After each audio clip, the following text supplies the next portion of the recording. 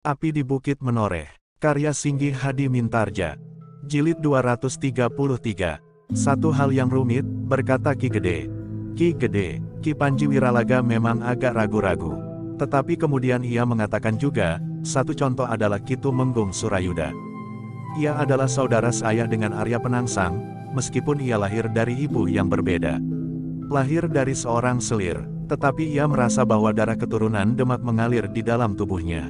Sementara itu bahwa pertentangan antara Pajang dan Jipang di masa pemerintahan Adipati Hadiwijaya dan Adipati Arya Penangsang, Panembahan Madiun pada waktu itu tidak nampak bersikap keras terhadap Jipang.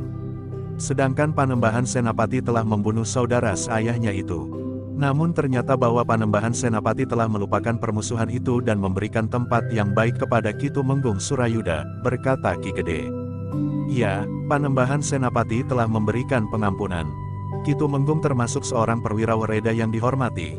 Ia memiliki pengetahuan yang luas dan pengalaman yang bertumpuk di dalam dirinya. Namun para petugas Sandi Mataram telah menemukan bukti-bukti bahwa ada hubungan antara Ki Tumenggung Surayuda dengan Madiun. Sementara itu sebagaimana diketahui, Tumenggung Surayuda adalah salah seorang penentu dalam susunan keprajuritan di Mataram. Karena itu, maka penempatan para perwira di barak-barak pasukan khusus selalu mendapat perhatian. Demikian juga perwira yang tiba-tiba saja ditempatkan di barak pasukan khusus di tanah perdikan ini. Ki Gede mengangguk-angguk, namun kemudian ia bertanya, tetapi bukankah ada panglima pasukan khusus di Mataram yang bertanggung jawab atas semua pasukan khusus yang ada di Mataram dimanapun letak baraknya? Yang kami kerjakan kemudian untuk menelusuri tingkah laku Ki Tumenggung Surayuda adalah sepengetahuan panglima pasukan khusus. Ketika Ki Tumenggung Surayuda mengajukan nama perwira yang kemudian menjabat senapati pasukan khusus itu di tanah perdikan, justru telah diterima oleh panglima pasukan khusus. Nah, dalam putaran persoalan inilah kita nanti akan mengambil sikap, jawab Ki Panji Wiralaga. Ki Gede mengangguk-angguk, ia sudah mulai mengerti duduk persoalannya. Karena itu, maka Ki Gede pun kemudian berkata, satu tugas yang berat. Kita akan membagi tugas, berkata Ki Panji. Untuk itulah aku datang kemari. Ki Lurah Beranjangan yang pernah menjabat sebagai senapati pada pasukan khusus di sini akan dapat memberikan banyak keterangan, petunjuk dan barangkali pendapat untuk mengatasi persoalan-persoalan yang timbul dengan tiba-tiba. Dalam masa-masa istirahatnya, ia justru akan terlibat dalam kerja yang gawat ini. Ki Panji, bertanya Ki Gede kemudian, di samping Ki Tumenggung Surayuda, apakah ada orang lain yang pantas mendapat pengawasan khusus di Mataram? Ada Ki Gede, jawab Ki Panji, tetapi masih belum terlalu jelas. Bagaimana dengan persoalan guru Jaka Rampan? Bertanya Ki Gede. Ki Panji Wiralaga mengerutkan keningnya. Namun kemudian jawabnya, persoalan Jaka Rampan dan gurunya bukan persoalan yang rumit bagi Mataram. Persoalannya lebih jelas dan terang. Guru Jaka Rampan ingin memanfaatkan muridnya. Hanya itu, tetapi mereka sama sekali tidak mempunyai hubungan dengan Madiun. Agak berbeda dengan Ki Tumenggung Surayuda. Tetapi bukankah Ki Tumenggung Surayuda termasuk perwira wereda yang usianya sudah agak jauh? Bertanya Agung Sedayu. Ya, sebenarnya ia merupakan seorang yang disegani karena kemampuannya dan pengetahuannya tentang gelar perang dan perhitungan yang mantap terhadap keadaan, berkata Ki Panji Wiralaga. Namun tidak seorang pun tahu, pengaruh apa yang telah membuat Ki Tumenggung itu bergeser. Maaf Ki Panji, berkata Agung Sedayu kemudian. Apakah Mataram sudah yakin akan kesalahan sebagaimana dituduhkan kepada Ki Tumenggung Surayuda? Ki Panji Wiralaga menarik nafas dalam-dalam. Katanya, kami sudah mempunyai bukti-bukti. Meskipun demikian kami masih akan meyakinkan diri. Itulah sebabnya Mataram belum mengambil langkah-langkah pasti, atau katakanlah menangkap Ki Tumenggung. Aku tahu bahwa Agung Sedayu memikirkan kemungkinan lain yang berhubungan dengan sikap Ki Tumenggung. Mungkin ada persoalan yang memaksanya berlaku demikian. Agung Sedayu mengangguk dalam-dalam katanya, di manakah keluarga Ki Tumenggung? Di sini atau di Jipang atau di tempat lain? Kenapa dengan keluarga di Tumenggung? Bertanya Ki Panji. Baru saja Mataram terjadi seseorang yang dipaksa melakukan langkah-langkah tertentu karena anak dan istrinya telah ditangkap dan dijadikan taruhan. Orang itu terpaksa melakukan perintah-perintah tanpa dikehendaki karena keluarganya telah dikuasai oleh orang-orang tertentu, berkata Agung Sedayu. Ki Panji mengangguk-angguk, katanya, ya, aku ingat itu, pendapatmu dapat menjadi bahan pertimbangan. Agung Sedayu, agar kita tidak mengambil langkah yang salah terhadap seseorang yang tidak mutlak bersalah. Karena itu, maka kita masih harus mengikuti perkembangannya lebih jauh. Jadi apakah yang dapat kau lakukan kemudian Ki Panji? Bertanya Ki Gede. Ki Gede menyampaikan keputusan pembicaraan beberapa orang pemimpin di Mataram, yang sudah disetujui Ki Mandaraka dan Panembahan Senapati sendiri. Maka di Tanah Perdikan Menoreh dan sekitarnya akan dibentuk satu lingkungan pertahanan yang akan dipimpin oleh seseorang yang akan ditunjuk oleh Panembahan Senapati sendiri atau limpahan wewenangnya kepada Ki Mandaraka, berkata Ki Panji Wiralaga. Ki Gede mengerutkan keningnya, namun ia kemudian bertanya, apakah ada hak dan wewenang dari tubuh yang akan mengikat lingkungan pertahanan di Tanah Perdikan ini dan sekitarnya? Ya, Panembahan Senapati akan memberikan wewenangnya itu, jawab Ki Panji Wiralaga. Ki Gede mengangguk-angguk, namun Agung Sedayulah yang bertanya, bagaimana hubungannya tubuh yang akan dibentuk ini dengan kekuasaan yang ada pada pasukan khusus itu? Pasukan khusus itu dalam satu susunan tubuh yang mempunyai kekuasaan ke dalam. Kekuasaan pada dirinya sendiri. Jika mereka mengambil langkah-langkah keluar, maka hal itu dilakukan oleh tubuh itu seutuhnya meskipun hanya terdiri dari sebagian kecil dari pasukan yang ada. Pemimpin dari pasukan khusus itu nanti akan menjadi salah seorang anggota pada tubuh yang akan dibentuk nanti yang dipimpin oleh seseorang yang ditunjuk. Berkata Ki Panji Wiralaga, lalu, karena itulah, maka kedatanganku kemari lebih dahulu, agar dengan demikian Ki Gede dapat mempersiapkan diri. Dari Tanah Perdikan ini kami, sekelompok prajurit yang mendapat tugas ini, juga akan menghubungi beberapa orang Demang di sekitar Tanah Perdikan ini. Namun tentu saja apa yang kami sampaikan tidak sejauh apa yang kami katakan di sini. Kepada mereka kami hanya menyampaikan sebab dan alasannya. Juga kepada senapati pasukan khusus yang baru itu. Jika kami menyampaikan alasan tentu alasan yang paling umum, yaitu keadaan yang semakin gawat dari hubungan antara Mataram dan Madiun sehingga perlu disusun ikatan-ikatan yang mantap yang mampu menggerakkan kekuatan besar yang ada di Mataram di luar kekuasaan keprajuritan itu sendiri. Aku mengerti Ki Panji. Agung Sedayu mengangguk-angguk, tetapi katanya, meskipun demikian, kami di Tanah Perdikan Menoreh ini masih akan bertanya, bagaimana dengan hubungan yang menyangkut Ki Tumenggung Surayuda? Ki Panji Wiralaga mengangguk-angguk kecil. Katanya, pengawasan dilakukan di Mataram. Tubuh yang akan dibentuk itu akan menjadi bayangan kekuatan pasukan khusus di Tanah Perdikan. Justru karena kita masih belum tahu pasti, apa yang sebenarnya terjadi. Atas persetujuan Panglima Pasukan Khusus, maka menjadi takaran. Sebaiknya kami pun berterus terang, bahwa persetujuan Panglima Pasukan Khusus terhadap penunjukan Senapati pada pasukan khusus itu juga didasari kekuatan yang ada di Tanah Perdikan Menoreh. Seandainya benar-benar ada garis yang patah di Tanah Perdikan itu, maka ada kekuatan yang cukup untuk meluruskannya kembali. Ki Gede mengangguk-angguk, tetapi ketegangan nampak di wajahnya. Dengan nada rendah ia berkata, Ki Panji, bukankah dengan demikian Tanah Perdikan itu langsung akan menjadi arena pendadaran kesetiaan Ki Tumenggung Surayuda? Dengan menilai senopati yang ditempatkannya pada pasukan khusus itu, maka kita akan menilai pula kesetiaan Ki Tumenggung. Sementara itu taruhannya ternyata mahal sekali. Kekuatan yang ada di Tanah Perdikan Menoreh dan kekuatan pasukan khusus di barak itu. Jika terjadi sentuhan dalam usaha penilaian ini, maka dapat dibayangkan apa yang akan terjadi. Ki Panji menarik nafas dalam-dalam. Katanya, pertimbangan Ki Gede dapat dipahami. Tetapi dimanapun penilaian itu diadakan, maka benturan yang demikian itu mungkin saja terjadi. Jika bukan pasukan pengawal Tanah Perdikan Menoreh, tentu antara prajurit Mataram sendiri. Bukankah tidak pantas jika terjadi perlawanan dari pasukan pengawal di Tanah Perdikan ini melawan prajurit Mataram, bagaimana kedudukan mereka masing-masing, berkata Ki Gede.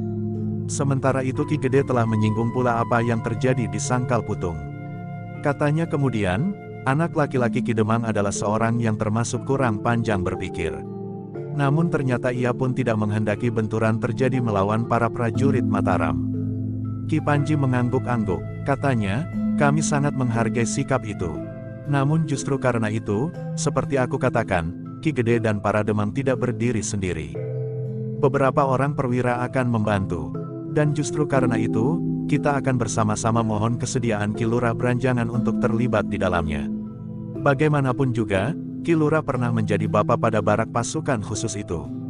Pengaruhnya tentu masih tersisa di dalamnya, sehingga dalam keadaan yang paling gawat, Ki Lurah akan dapat membantu. Justru Bapak yang pertama, bahkan dapat disebut pendiri meskipun atas perintah. Ki Gede mengangguk-angguk, ia mengerti sepenuhnya keterangan yang dimaksudkan oleh Ki Panji itu. Sementara itu Ki Panji pun berkata, Ki Gede tentu mengetahui, bahwa pembicaraan kita adalah rahasia pada tataran yang paling tinggi. Aku mengerti, jawab Ki Gede. Lalu katanya, jika demikian, maka terserahlah kepada Ki Panji, apa yang harus kami lakukan. Ki Gede sebaiknya mempersiapkan diri untuk kepentingan ini. Tentu saja mempersiapkan diri dengan segala dukungan yang mungkin dapat disiapkan, berkata Ki Panji. Lalu Ki Panji itu pun menunjukkan sebuah cincin yang dipakainya sambil berkata, Ki Gede tentu mengenal cincin ini sebagai bukti bahwa aku mengemban tugas langsung dari Panembahan Senapati. Ki Gede mengangguk-angguk, sebenarnya ia memang ingin bertanya, apakah Ki Panji membawa pertanda bahwa ia memang diutus langsung oleh Panembahan Senapati dalam tugas yang rumit itu. Karena itu, maka katanya, pertanda itu memang aku perlukan Ki Panji. Dengan demikian maka aku akan bekerja dengan mantap. Ki Panji tersenyum, katanya, Ki Gede, pada saatnya akan datang perintah-perintah berikutnya. Satu hal yang dapat aku beritahukan sekarang, bahwa Ki Lurah Branjangan akan menjadi penasehat dari tubuh yang akan disusun itu. Ki Lurah untuk beberapa lama akan tinggal di tanah perdikan itu. Yang lain akan ditentukan kemudian. Ki Gede pun mengangguk-angguk. Perintah Panembahan Senapati lewat Ki Panji itu sudah tegas. Tanah perdikan Menoreh akan menjadi ajang pengamatan Mataram terhadap seorang yang mempunyai kedudukan penting serta mempunyai kemampuan yang sangat tinggi. Jika tanah perdikan itu salah langkah, maka akibatnya akan dapat menjadi sangat parah. Demikianlah setelah minum dan mencicipi makanan, Ki Panji dan para perwira yang lain minta diri meninggalkan tanah perdikan Menoreh. Tetapi mereka tidak segera kembali ke Mataram. Mereka masih akan singgah di barak pasukan khusus serta di beberapa kademangan di sekitar tanah perdikan Menoreh. Sepeninggal Ki Panji dan para perwira yang lain serta Ki Lurah Branjangan, maka Ki Gede masih berbicara beberapa saat dengan Agung Sedayu. Bagaimanapun juga, maka mereka harus mempersiapkan para pengawal. Bahkan Agung Sedayu telah mengusulkan untuk mengumpulkan kembali para pengawal terpilih untuk ditempatkan dalam lingkungan khusus meskipun mereka tidak harus berada di sebuah barak agar tidak menarik perhatian dan menimbulkan kecurigaan. Terserah kepadamu Agung Sedayu, berkata Ki Gede, kau tentu dapat menyesuaikan diri dengan keadaan yang gawat ini. Agung Sedayu menarik nafas dalam-dalam. Sambil mengangguk-angguk kecil ia berkata, baiklah Ki Gede. Aku akan menyiapkan kekuatan inti dari tanah perdikan ini. Mudah-mudahan persiapan itu tidak akan pernah dipergunakan. Hati-hatilah di setiap langkah Agung Sedayu, pesan Ki Gede, jika salah langkah, maka justru kitalah yang akan memancing kekeruhan. Aku akan berhati-hati Ki Gede. Persoalannya memang cukup rumit untuk diatasi dengan diam-diam, berkata Agung Sedayu yang sejenak kemudian telah minta diri. Namun Agung Sedayu berusaha untuk tidak memberitahukan persoalan itu kepada Gelagah Putih. Kepada Sekar Mira ia berpesan dengan sungguh-sungguh agar persoalan yang dikatakan itu akan tetap menjadi rahasia, meskipun yang dikatakan kepada Sekar Mira itu pun tidak seluruh persoalan yang dibicarakan di rumah Ki Gede Menoreh. Sementara itu, Ki Panji Wiralaga telah mengunjungi pula barak pasukan khusus dan bertemu dengan senapatinya yang baru. Kepada senapati yang baru itu, Ki Panji Wiralaga juga menyampaikan perintah Panembahan Senapati untuk menyusun satu sosok tubuh yang terdiri dari beberapa unsur yang ada di tanah perdikan Menoreh dan kademangan di sekitarnya. Pasukan Mataram yang mampu digerakkan dengan cepat tidak akan mencukupi jika benar-benar terjadi perang dengan Madiun yang didukung oleh beberapa kadipaten di sekitarnya. Karena itu Panembahan Senapati ingin bahwa rakyat yang memiliki kemampuan di sekitar tanah perdikan ini dapat dengan tertib digerakkan jika itu diperlukan, berkata Ki Panji. Tetapi itu berlebihan, berkata Senapati yang baru itu, jika memang ada tugas seperti itu, kenapa tidak diserahkan saja kepadaku? Tugasmu hanya di dalam lingkungan barak ini. Kau bertugas memimpin para prajurit pasukan khusus ini. Kau tidak bertugas untuk mencampuri tugas-tugas yang berhubungan dengan pemerintah di tanah perdikan ini dan sekitarnya, berkata Ki Panji. Karena itu, maka diperlukan satu tubuh yang dapat mengikat semua kekuatan yang ada di tanah perdikan ini. Pasukan khusus Mataram yang ada di sini, sudah barang tentu menjadi bagian dari seluruh kekuatan yang ada di tanah perdikan Menoreh. Aku tidak setuju jika aku diletakkan di bawah kuasa tanah perdikan ini, berkata Senapati itu. Tidak di bawah kuasa tanah perdikan, Tetapi dalam kesatuan pertahanan bagi Mataram, maka diperlukan satu pimpinan di wilayah ini, berkata Ki Panji. Aku sanggup mengatur diriku sendiri dengan seluruh kekuatan pasukan khusus ini, berkata senapati itu. Kau tidak dapat mengelak dari tugas dan tanggung jawabmu sebagai seorang prajurit, berkata Ki Panji. Tetapi, aku senapati dari pasukan khusus Mataram di tanah perdikan ini, mempunyai tugas dan tanggung jawab atas lingkungan ini, berkata senapati itu. Dengar senapati, aku adalah perwira Wereda yang membawa tugas dari Panembahan Senapati sendiri sebagaimana ternyata pada pertanda yang aku pakai ini. Perintah yang kau dengar dari mulutku adalah perintah Panembahan Senapati itu sendiri, berkata Ki Panji kemudian. Senapati itu menjadi tegang, wajahnya menjadi merah dan telinganya bagaikan tersentuh api. Namun ia sadar, bahwa cincin kekuasaan yang ada di jari Ki Panji itu tidak akan dapat dilawannya jika ia tidak ingin mendapat kesulitan. Bahkan penempatannya di pasukan itu akan gagal membawa pesan dari seorang perwira yang lain yang dengan susah payah berusaha menempatkannya di barak itu. Karena itu, betapapun jantungnya bergejolak, namun ia tidak dapat menolak perintah yang dibawa oleh Ki Panji itu. Sehingga kemudian dengan suara sendat ia berkata, "Aku terima segala perintah Panembahan Senapati." Ki Panji menarik nafas dalam-dalam. Katanya, "Terima kasih. Hal ini sudah diketahui oleh Panglima Pasukan Khusus Mataram. Tetapi karena persoalannya lebih berat pada kesiagaan wilayah, maka perintah ini tidak datang lewat jalur Panglima Pasukan Khusus meskipun pada saatnya perintah itu tentu akan datang pula dalam satu ikatan langkah kebijaksanaan dari Panembahan Senapati. Nah, untuk selanjutnya persiapkan dirimu. Perintah-perintah lain akan menyusul kemudian sampai saatnya tubuh itu diresmikan oleh Panembahan Senapati sendiri." "Baiklah Ki Panji," jawab senapati itu. Namun ia masih berkata, "Ki Panji, bukan maksudku menentang perintah Panembahan Senapati. Tetapi aku hanya ingin bertanya, apakah kedudukan para senapati prajurit Mataram di luar kota Mataram sama seperti kedudukanku? Misalnya senapati di Ganjur dan terutama senapati prajurit Mataram di Jati Anom atau yang lebih jauh lagi yang berada di Babadan Gunung Sewu dan yang lain." Ki Panji termangu-mangu sejenak. Namun kemudian katanya, "Kedudukan mereka lain. Mereka bukan seorang senapati yang mendapat tugas untuk memimpin satu kesatuan. Seperti utara di Jati Anom. Ia berada di Jati Anom untuk memimpin satu kesatuan pertahanan sejak masa kalut yang terjadi antara Pajang dan Jipang. Pasukan yang mendukung kekuatan Untara ada sendiri. Nah, kedudukan para senapati yang ada di bawah pimpinan Untara dan pemimpin pasukan termasuk pasukan berkuda, itu mempunyai hak dan wewenang seperti wewenangmu. Sebagai seorang perwira sebenarnya kau harus sudah mengetahui tataran kepemimpinan prajurit di Mataram." "Aku sebenarnya memang sudah tahu Ki Panji. Jika aku bertanya tentang Untara, apakah kekuasaanku di sini tidak dapat diangkat, disejajarkan dengan kekuasaan Untara di Jati Anom?" bertanya senapati itu. Ki Panji menarik nafas dalam-dalam.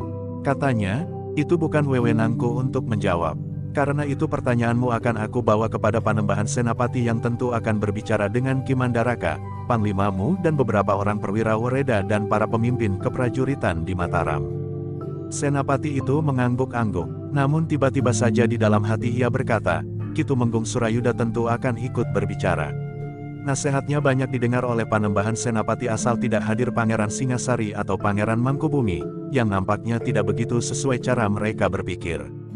Demikianlah maka sejenak kemudian Ki Panji itu pun telah minta diri untuk melanjutkan perjalanannya. Seperti yang direncanakan, maka ia pun telah mengunjungi beberapa kademangan di sekitar tanah perdikan Menoreh. Namun sebenarnya lah bahwa arti dari beberapa kademangan itu bersama-sama tidak sebesar tanah perdikan Menoreh yang dipimpin oleh Ki Gede Menoreh. Dalam pada itu, senapati dari barak pasukan khusus itu pun telah bertindak cepat pula melewati jalur yang seharusnya. Ia pun dengan cepat telah mempersiapkan diri untuk pergi ke Mataram, langsung menghadap Panglima Pasukan Khusus di Mataram. Dengan singkat senapati itu telah melaporkan perintah Ki Panji Wiralaga baginya dan juga bagi tanah perdikan Menoreh dan beberapa kademangan di sekitarnya. "Terima kasih atas laporanmu," berkata Panglima itu, "tetapi aku sudah tahu, karena yang dilakukan itu atas persetujuanku." "Bukankah Ki Panji membawa pertanda perintah Panembahan Senapati sendiri?" ujar Panglima Pasukan Khusus itu. Senapati itu mengangguk-angguk menjawab, "Iya, Ki Panji mengenakan cincin kerajaan. Nah, patuhi perintahnya, Karena perintah itu sama nilainya dengan perintah Panembahan Senapati sendiri, berkata panglimanya. Senapati itu pun kemudian telah mohon diri. Tetapi ternyata ia tidak segera kembali ke Tanah Perdikan. Ia telah bermalam 1 malam di Mataram, di rumah Ki Tumenggung Surayuda. Dalam pada itu, Ki Tumenggung itu pun telah memerintahkan agar Senapati itu mematuhi perintah Ki Panji Wiralaga agar tidak menimbulkan kecurigaan. Aku telah melapor kepada Panglima, berkata Senapati itu. Kau sudah benar, kau memang harus melapor kepada Panglimamu. Pagi-pagi benar, sebelum fajar Senapati itu telah meninggalkan Mataram dan kembali ke baraknya di Tanah Perdikan Menoreh. Sementara itu, Ki Panji Wiralaga pun justru telah kembali ke Mataram. Untunglah bahwa perjalanan Ki Panji yang berlawanan arah dengan Senapati pasukan khusus di Tanah Perdikan itu tidak bersamaan waktunya sehingga tidak bertemu di perjalanan. Ki Panji yang telah bermalam di sebuah kademangan tetangga dari Tanah Perdikan Menoreh itu justru berangkat agak siang setelah Senapati itu sampai di baraknya kembali. Dalam pada itu, setelah Ki Panji Wiralaga melaporkan perjalanannya kepada Panembahan Senapati, maka Panembahan Senapati itu pun telah memerintahkan Ki Panji untuk menangani pembentukannya di Tanah Perdikan bersama Ki Lurah Beranjangan. Perintah Panembahan Senapati pun tegas, bahwa pimpinan dari tubuh yang akan disusun di Tanah Perdikan itu adalah Ki Gede sendiri. Tugas itu memang tugas yang sulit bagi Ki Panji Wiralaga. Tetapi bersama Ki Lurah Beranjangan, maka ia bertekad untuk menyelesaikan tugas itu dengan baik. Sementara itu Ki Panji pun mengetahui bahwa persoalannya tidak terhenti pada pembentukan tubuh itu sendiri, tetapi ia akan selalu saling mengamati dengan Ki Tumenggung Surayuda, seorang perwira wereda yang memiliki pengetahuan dan pengalaman yang luas. Di Tanah Perdikan Menoreh, Agung Sedayu telah mulai pula dengan langkah-langkahnya. Yang pertama-tama dilakukannya adalah memanggil beberapa orang pemimpin kelompok dari pengawal terpilih di Tanah Perdikan Menoreh. Yang disampaikan kepada mereka adalah persiapan-persiapan yang dilakukan oleh Mataram menghadapi hubungan yang semakin gawat dengan Madiun. Panembahan Senapati menyadari bahwa kekuatan Mataram harus diimpun. Jika diperlukan maka yang akan bergerak bukan saja para prajurit, tetapi semua laki-laki di Mataram harus ikut pula berjuang di samping para prajurit. Tentu saja mereka yang keadaan wadaknya masih memungkinkan, berkata Agung Sedayu kepada mereka. Lalu katanya kemudian, dalam rangka itulah kami mempersiapkan diri. Tetapi jangan memancing kegelisahan rakyat Tanah Perdikan ini. Mereka tidak perlu diusik dengan segala macam persiapan. Salah seorang dari pemimpin kelompok itu pun bertanya, apakah hanya kami saja yang bersiap-siap, atau semua pengawal? Pada saatnya semua pengawal akan bergerak. Aku akan berbicara dengan Prastawa. Beberapa saat terakhir ia nampak agak lesu, berkata Agung Sedayu. Jangan kau usik, sahut salah seorang pemimpin kelompok. Prastawa sedang menghindari keinginan orang tuanya untuk kawin dengan seorang gadis yang tidak disukainya, meskipun gadis itu anak seorang Demang. Agaknya Prastawa sudah mempunyai pilihan sendiri. Agung Sedayu mengerutkan keningnya, namun dengan cepat ia menguasai perasaannya. Tetapi ia masih juga bertanya, gadis manakah yang menjadi pilihannya itu? Anak seorang bekel di padukuhan yang termasuk bagian dari Tanah Perdikan ini pula, jawab pengawal itu. Agung Sedayu menarik nafas dalam-dalam. Tetapi katanya kemudian, ia akan dapat membedakan persoalannya. Kepentingan pribadinya dan tugas-tugasnya sebagai salah seorang pimpinan pengawal. Selama ini ia adalah seorang pemimpin pengawal yang baik, meskipun kadang-kadang ia lebih senang menyendiri. Kita tahu, dirinya dibelit oleh persoalan-persoalan pribadinya yang rumit. Bukan saja tentang calon istri. Itulah sebabnya ia kadang-kadang merasa rendah diri. Agung Sedayu mengangguk-angguk kecil. Namun kemudian katanya, sudahlah. Biar aku temui nanti untuk membicarakannya lebih jelas. Yang pertama-tama harus disiapkan memang pasukan pengawal terpilih. Jumlahnya cukup untuk mengatasi persoalan-persoalan yang tiba-tiba. Tetapi bukan berarti bahwa para pengawal yang lain begitu saja diabaikan. Dalam keadaan yang paling gawat, maka semua kekuatan yang ada di Tanah Perdikan ini diperlukan. Para pemimpin kelompok dari pengawal terpilih itu mengangguk-angguk. Namun mereka mengerti apa yang harus mereka lakukan tanpa menimbulkan kegelisahan di antara rakyat Tanah Perdikan Menoreh. Sementara itu, langkah-langkah yang diambil oleh Senapati yang baru di barak pasukan khusus itu pun mulai nampak. Orang-orang yang tinggal di padukuhan terdekat mulai mengenal namanya yang memang menggetarkan. Namanya sendiri adalah nama yang wajar saja, Sanggabaya. Tetapi ia lebih senang disebut Naga Geni. Ki Sanggabaya itu merasa dirinya mempunyai kemampuan sebagai seekor naga yang berapi. Di hari-hari mendatang, maka Ki Sanggabaya yang juga disebut Naga Geni itu telah membawa pasukannya menyusuri jalan-jalan mendaki di perbukitan.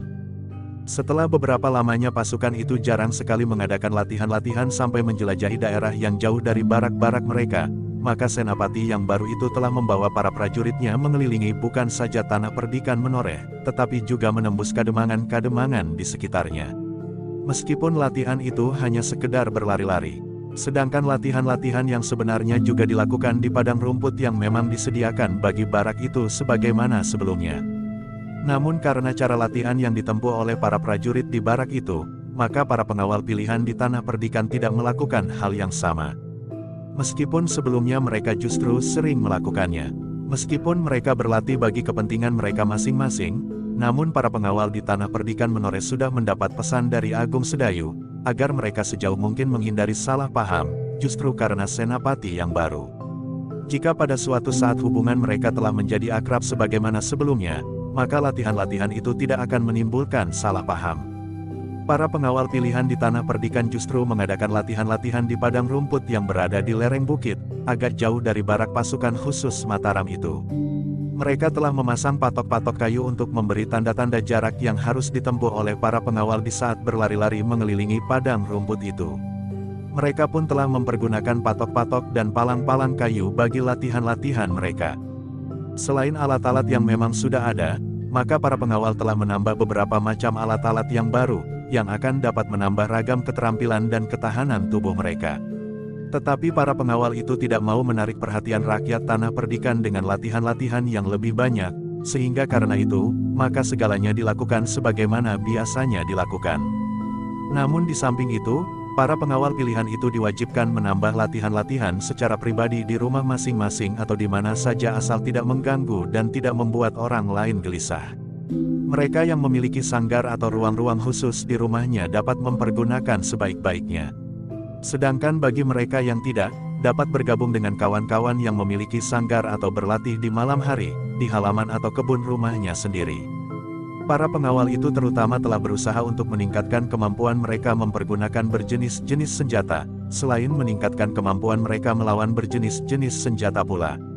Mereka pun telah berlatih sebaik-baiknya mengatur dan menguasai pernafasan mereka, mengendapkan tenaga di dalam dirinya, mengungkapkan kembali serta bahkan mengangkat segenap tenaga cadangan ke permukaan.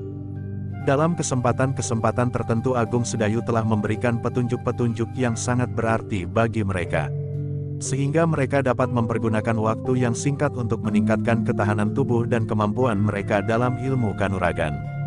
Sebenarnya lah bahwa kegiatan para pengawal seakan-akan memang terselubung.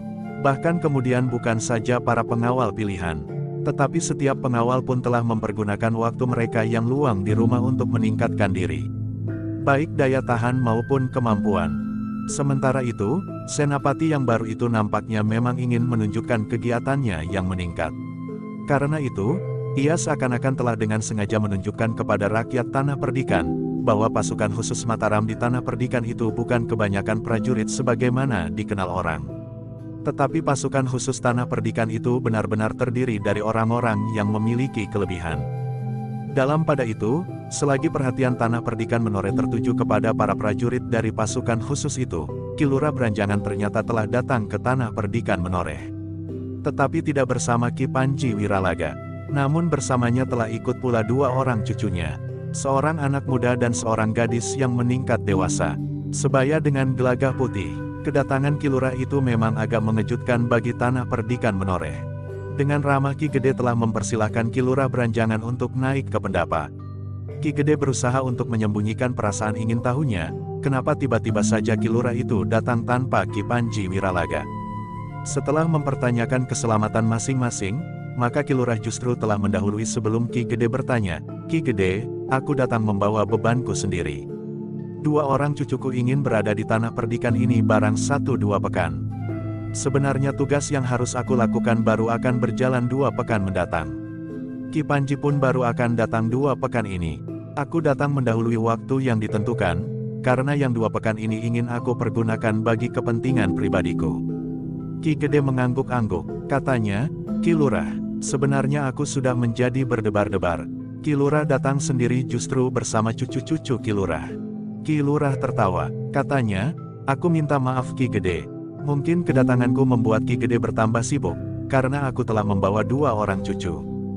Ki Gede tertawa, katanya, menyenangkan sekali, ternyata Ki Lurah jauh berada di depan. Aku masih harus menunggu cucuku yang akan lahir beberapa bulan lagi.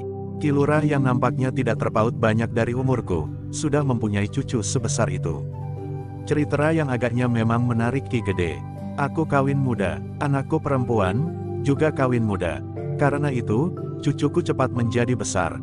Kadang-kadang kepada orang yang berpapasan di jalan aku memperkenalkan keduanya sebagai anak-anakku yang paling kecil, jawab Ki Lurah sambil tertawa. Ki Gede pun tertawa pula. Tetapi yang dikatakan Ki Lurah itu agaknya memang benar.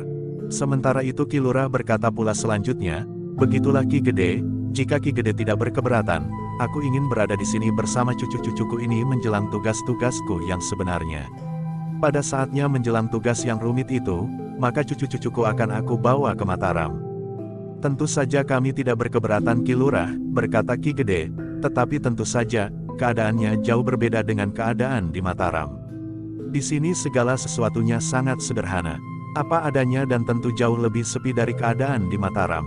Itulah yang ingin dilihat oleh kedua cucuku ini, berkata Ki Lurah, biarlah mereka melihat kehidupan yang lain daripada yang selalu dilihatnya setiap hari.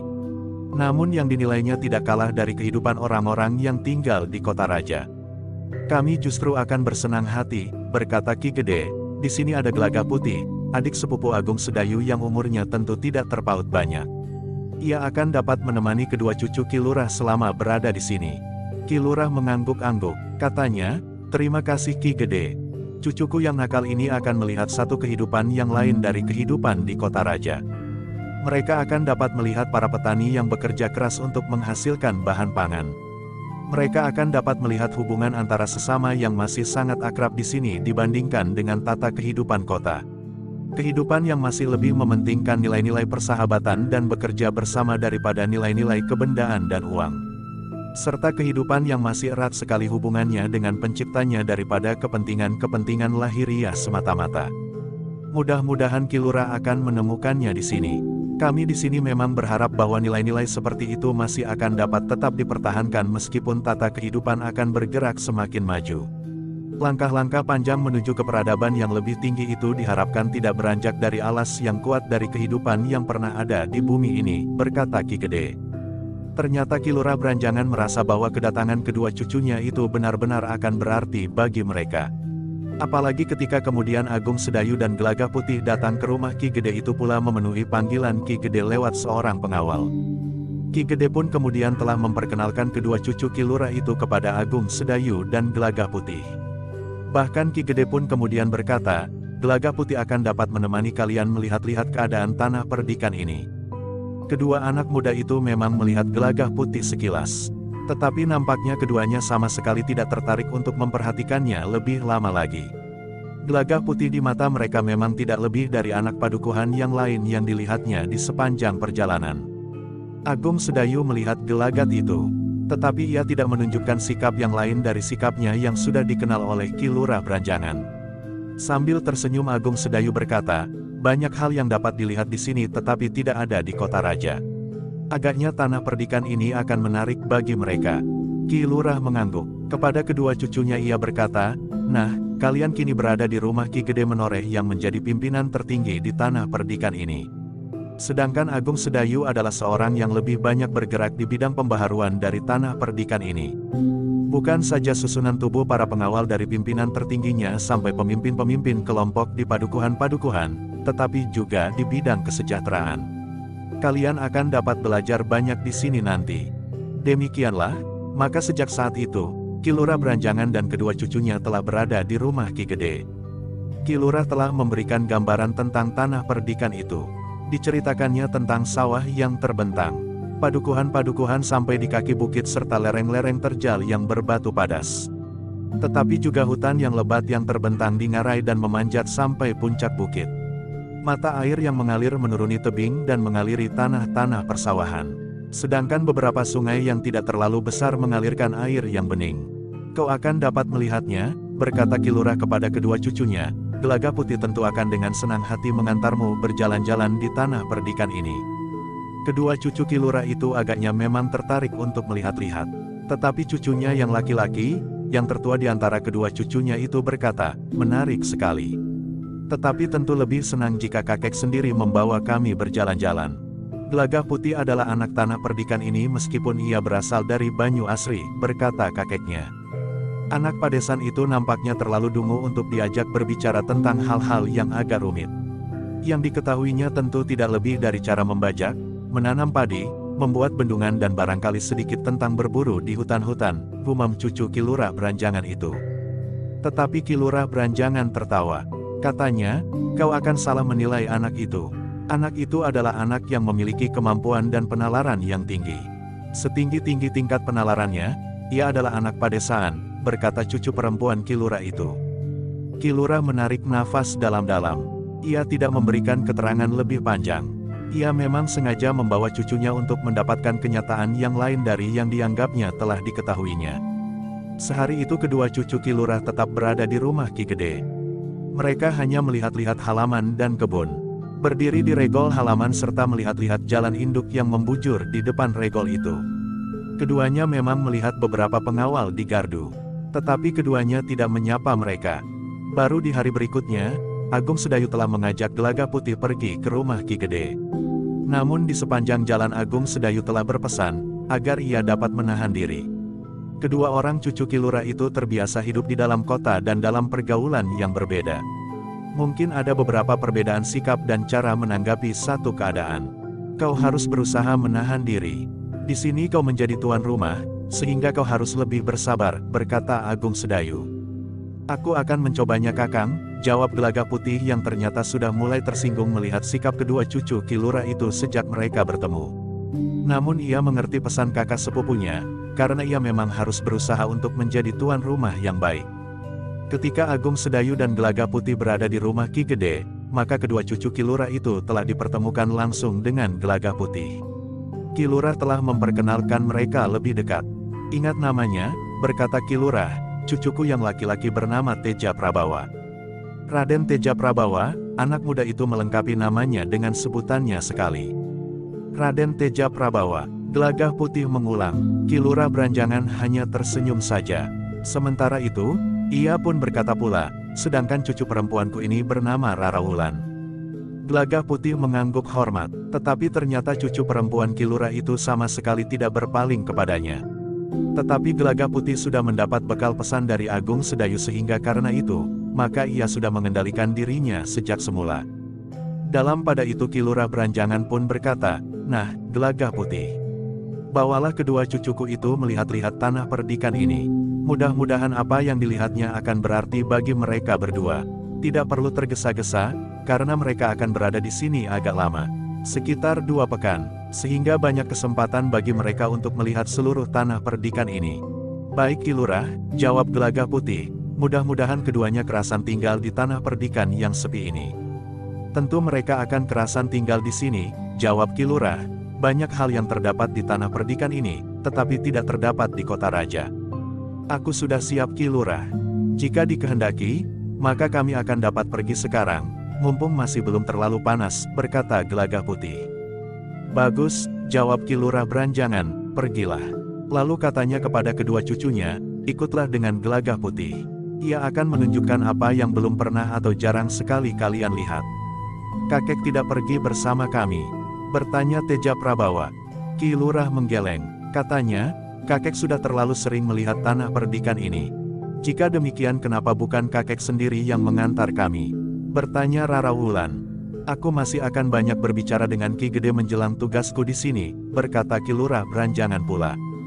Kedua cucunya akhirnya bersedia juga pergi diantar oleh Gelaga Putih.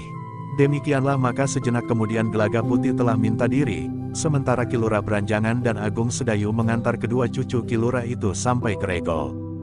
Di regol halaman rumah Ki Gede, Agung Sedayu sempat menepuk bahu Gelaga Putih sambil berbisik, kau harus menjadi tuan rumah yang baik. Namun agaknya Ki Lurah dapat membaca bibir Agung Sedayu. Meskipun ia tidak mendengar, tetapi ia dapat mengetahui apa yang dikatakannya. Karena itu, Maka ia pun justru mendekati mereka sambil berdesis, "Kau jangan terlalu menahan diri. Aku sengaja ingin mengajar mereka berdua. Jika mereka nakal dan tidak mau mendengar petunjukmu, kau dapat memaksanya. Aku tidak berkeberatan." Gelagah Putih mengerutkan keningnya. Ketika ia berpaling kepada Agung Sedayu, dilihatnya Agung Sedayu hanya tersenyum saja. Sementara itu Teja Prabawa dan Rara Wulan telah berjalan beberapa langkah lebih dahulu, sehingga Gelagah Putih pun kemudian harus berlari-lari kecil menyusulnya. Untuk beberapa saat mereka ternyata hanya saling berdiam diri saja. Kedua cucu Kilurah itu memang tertarik melihat-lihat keadaan tanah perdikan menoreh. Halaman-halaman rumah yang luas dan ditanami dengan berbagai macam pepohonan, terutama pohon buah-buahan, pintu-pintu gerbang dan dinding halaman yang tidak terlalu tinggi. Gelagah Putih berjalan di belakang kedua anak muda itu. Baru ketika mereka keluar dari regol padukuhan induk, kedua anak muda itu mulai berbicara. Teja Prabawa nampaknya sangat tertarik pada bentangan sawah yang luas yang tidak pernah dilihatnya di kota raja. Meskipun di pinggir kota raja juga masih terdapat bulak-bulak persawahan, tetapi bulak-bulak itu jauh lebih sempit dari bulak yang dilihatnya di sebelah padukuhan induk itu, sehingga dengan demikian maka jalan yang membujur di depan kakinya nampak begitu panjang sampai ke padukuhan berikutnya. Sementara di belakang, bukit yang hijau membentang dari selatan sampai jauh ke utara, membujur dengan beberapa puncak yang tinggi rendah. Gelagah Putih masih saja mengikutinya. Nampaknya kedua cucu Kilurah itu belum memerlukannya, sehingga mereka sama sekali tidak bertanya kepadanya. Tetapi Gelagah Putih yang sudah mempersiapkan diri menghadapi keadaan seperti itu, sama sekali tidak merasa tersinggung lagi sebagaimana mereka bertemu mula-mula di rumah Ki Gede. Gelagah Putih sudah berhasil mengendapkan perasaannya setelah ia justru mendengar pesan Kilurah dan Agung Sedayu. Beberapa saat kemudian, mereka telah sampai ke tengah-tengah bulak yang panjang itu. Ketika mereka sampai ke simpang 4, maka kedua anak muda itu menjadi ragu-ragu. Setelah termangu-mangu sejenak, maka keduanya pun telah berpaling kepada Gelagah Putih. Gelagah Putih merasa mulai diperlukan oleh kedua anak muda itu. Karena itu, maka ia pun telah melangkah mendekat. "Hei, kita akan pergi kemana?" bertanya Teja Prabawa. "Silahkan Raden memilih," jawab Gelagah Putih. "Bukankah semuanya masih belum pernah Raden lihat? Kaulah yang menentukan, mana yang lebih baik aku lihat lebih dahulu. Kau harus mempunyai rencana sebelum kita berangkat. Jika kau menyerahkan kepadaku, maka tidak perlu kau ikut bersama kami," berkata Raden Teja Prabawa. Gelagah Putih mengangguk-angguk kecil. Katanya, "Baiklah. Aku akan menawarkan kepada Raden. Jika kita berjalan lurus, kita menuju ke bukit. Kita akan berjalan melalui beberapa padukuhan. Kemudian kita akan melewati padang perdu sebelum memasuki sebuah hutan yang lebat. Namun di hutan itu terdapat jalan yang menuju ke kaki bukit, kemudian memanjat tebing dan mencapai padukuhan yang berada di dataran tinggi Bukit Menoreh. Jika kita berbelok ke kanan, maka kita akan sampai ke sebuah belumbang yang meskipun tidak terlalu besar, tetapi menjadi tempat pemandian yang menarik. Di sebelahnya terdapat sebuah sungai yang tidak terlalu besar, tetapi cukup memberikan nafas kehidupan bagi persawahan di tanah perdikan ini. Sungai itu adalah kepanjangan sungai yang akan kita seberangi, jika kita berjalan terus menuju ke hutan. Sedangkan jika kita ke sebelah kiri, maka kita akan menuju ke barak pasukan khusus Mataram di tanah perdikan ini, setelah melalui beberapa padukuhan dan sedikit menyusuri jalan di dekat hutan. Kedua cucu Kilurah itu termangu-mangu. Namun kemudian Rara Wulan pun bertanya, "Kita pergi kemana?" "Nah, terserah kepada pilihan kalian. Aku akan mengantarkannya," berkata Gelagah Putih. "Kau yang mengatakan kepadaku dengan alasan-alasan yang mapan atas pilihanmu itu. Buat apa kau ditunjuk oleh kakek untuk membawa kami berdua berjalan-jalan melihat-lihat tanah perdikan ini?" berkata Teja Prabawa dengan nada keras. Gelagah Putih menarik nafas dalam-dalam. Namun ia masih juga menjawab, "Tetapi mungkin kalian berdua ingin menentukan satu pilihan. Cepat, katakan, kemana kita sebaiknya pergi?" Suara Teja Prabawa semakin keras. Gelagah Putih menarik nafas dalam-dalam. Katanya, "Baiklah, kita akan berjalan terus. Kau akan membawa kami ke hutan?" bertanya Rara Wulan. "Ya," jawab Gelagah Putih. "Kau akan menjerumuskan kami?" desak Rara Wulan. "Tentu tidak. Bukankah di kota raja tidak ada hutan yang dapat dinikmati seperti di lereng Bukit Menoreh? Sawah mungkin terdapat meskipun tidak seluas di sini. Belumbang tentu pernah pula kau datangi meskipun mungkin buatan atau tempat mandi yang dibuat dari tatanan batu. Tetapi hutan tentu tidak pernah kau masuki. Nampaknya kedua anak muda itu memang menaruh curiga kepada Gelagah Putih. Beberapa saat keduanya saling berpandangan. Namun kemudian Teja Prabawa itu mengambil keputusan, aku ingin melihat barak pasukan khusus itu. Gelagah Putih mengerutkan keningnya, namun ia pun kemudian bertanya, apakah kalian ingin melihat barak itu? Ya, aku ingin bertemu dengan para pemimpin dari barak itu, jawab Teja Prabawa. Untuk apa? Bertanya Gelagah Putih. Bukankah kakek pernah memimpin pasukan khusus itu? Desis Teja Prabawa. Tetapi pimpinan di barak itu sudah beberapa kali berganti. Sekarang, seorang perwira yang bernama Ki Sanggabaya yang bergelar Naga Geni, desis Gelagah Putih. Siapapun yang memimpin barak itu, tentu akan menerima kami. Kami tidak akan berbuat apa-apa selain datang untuk melihat-lihat, bertanya Teja Prabawa. Gelagah Putih akhirnya mengangguk-angguk. Katanya, baiklah, aku hanya akan mengantarkan kalian. Kalianlah yang harus berbicara kepada Ki Sanggabaya apa yang akan kalian lakukan di barak itu. Aku yang akan berbicara dengan senapati barak itu, sahut Teja Prabawa. Demikianlah, maka mereka bertiga pun telah mengambil jalan yang berbelok ke kiri. Gelagah Putih memang telah menunjukkan letak barak dari pasukan khusus Mataram yang ada di tanah perdikan itu. Seperti yang dikatakan oleh Gelagah Putih, maka mereka telah melewati beberapa pedukuhan dan bahkan kemudian mereka telah berjalan di jalan yang sempit di pinggir hutan. Meskipun masih terdapat beberapa puluh langkah padang perdu yang memisahkan jalanan itu dengan hutan lebat yang membujur searah dengan Bukit Menoreh, namun rasa-rasanya jalan itu bagaikan lekat dengan pohon-pohon di hutan itu. Ternyata bahwa kedua cucu Ki Lurah Beranjangan itu merasa ngeri juga berjalan di jalan sempit di pinggir hutan itu. Setiap kali keduanya berpaling kepada Gelagah Putih yang berjalan di belakang mereka. Namun nampaknya Gelagah Putih sama sekali tidak menghiraukan hutan yang agaknya masih menyimpan binatang-binatang yang buas. Ketika jalan itu justru semakin merapat dengan hutan itu, maka Teja Prabawa pun berkata kepada Gelagah Putih, jalanlah di depan. Kau tentu sudah mengenal arah. Daripada setiap kali aku bertanya kepadamu, maka sebaiknya kau memang berada di depan. Gelagah Putih itu pun masih juga menjawab, hanya ada satu arah jika kita mengikuti jalan ini, maka kita tidak akan tersesat. Tetapi Teja Prabawa itu berkata tegas, kau berjalan di depan. Gelagah Putih menarik nafas dalam-dalam. Tetapi ia tidak membantah lagi. Demikianlah mereka melanjutkan perjalanan. Gelagah Putihlah yang kemudian berada di depan. Ia berjalan tanpa menghiraukan hutan yang ada di sebelahnya. Bahkan ketika jalan itu seakan-akan telah menyentuh bibir hutan, Gelagah Putih sama sekali tidak menunjukkan keraguan-raguan. Teja Prabawa dan Rara Wulan menjadi semakin ngeri. Keduanya berjalan merapat terlalu cepat bagi Rara Wulan, sehingga karena itu gadis itu pun berkata, "Hei, kenapa kau berlari-lari?" Gelagah Putih menarik nafas dalam-dalam. Baru ia menyadari bahwa seharusnya ia berjalan lebih lambat, karena ia berjalan bersama seorang gadis yang datang dari kota raja. Ketika seekor kera meloncat di atas dahan yang menyilang hampir mencapai batas tepi lorong itu, maka Rara Wulan menjerit kecil. Gelagah Putih memang menghentikan langkahnya. Ketika ia berpaling, maka dilihatnya Rara Wulan dengan wajah pucat memandang dahan-dahan pepohonan yang bergerak. Di sini memang terdapat banyak kera, berkata Gelagah Putih. Lalu katanya, namun selama masih banyak kera berkeliaran, maka lingkungan ini masih cukup aman. Kenapa? Bertanya Teja Prabawa. Jika ada binatang buas yang berbahaya bagi mereka, maka mereka akan segera melarikan diri masuk ke dalam lindungan dedaunan yang rapat di tengah-tengah hutan itu, jawab Gelagah Putih. Binatang buas apa saja? Bertanya Rara Wulan. Harimau misalnya, jawab Gelagah Putih. Jangan sebut, potong Teja Prabawa. Kenapa? Bertanya Gelagah Putih. Apapun alasannya, jangan kau sebut nama binatang itu, geram Teja Prabawa. Tetapi Gelagah Putih tertawa. Katanya, ternyata kau masih juga percaya, bahwa kita tidak boleh menyebut jenis harimau di pinggir hutan seperti ini, tetapi dengan sebutan kakek atau kiai. Cukup, geram Teja Prabawa. Gelagah Putih masih saja tertawa.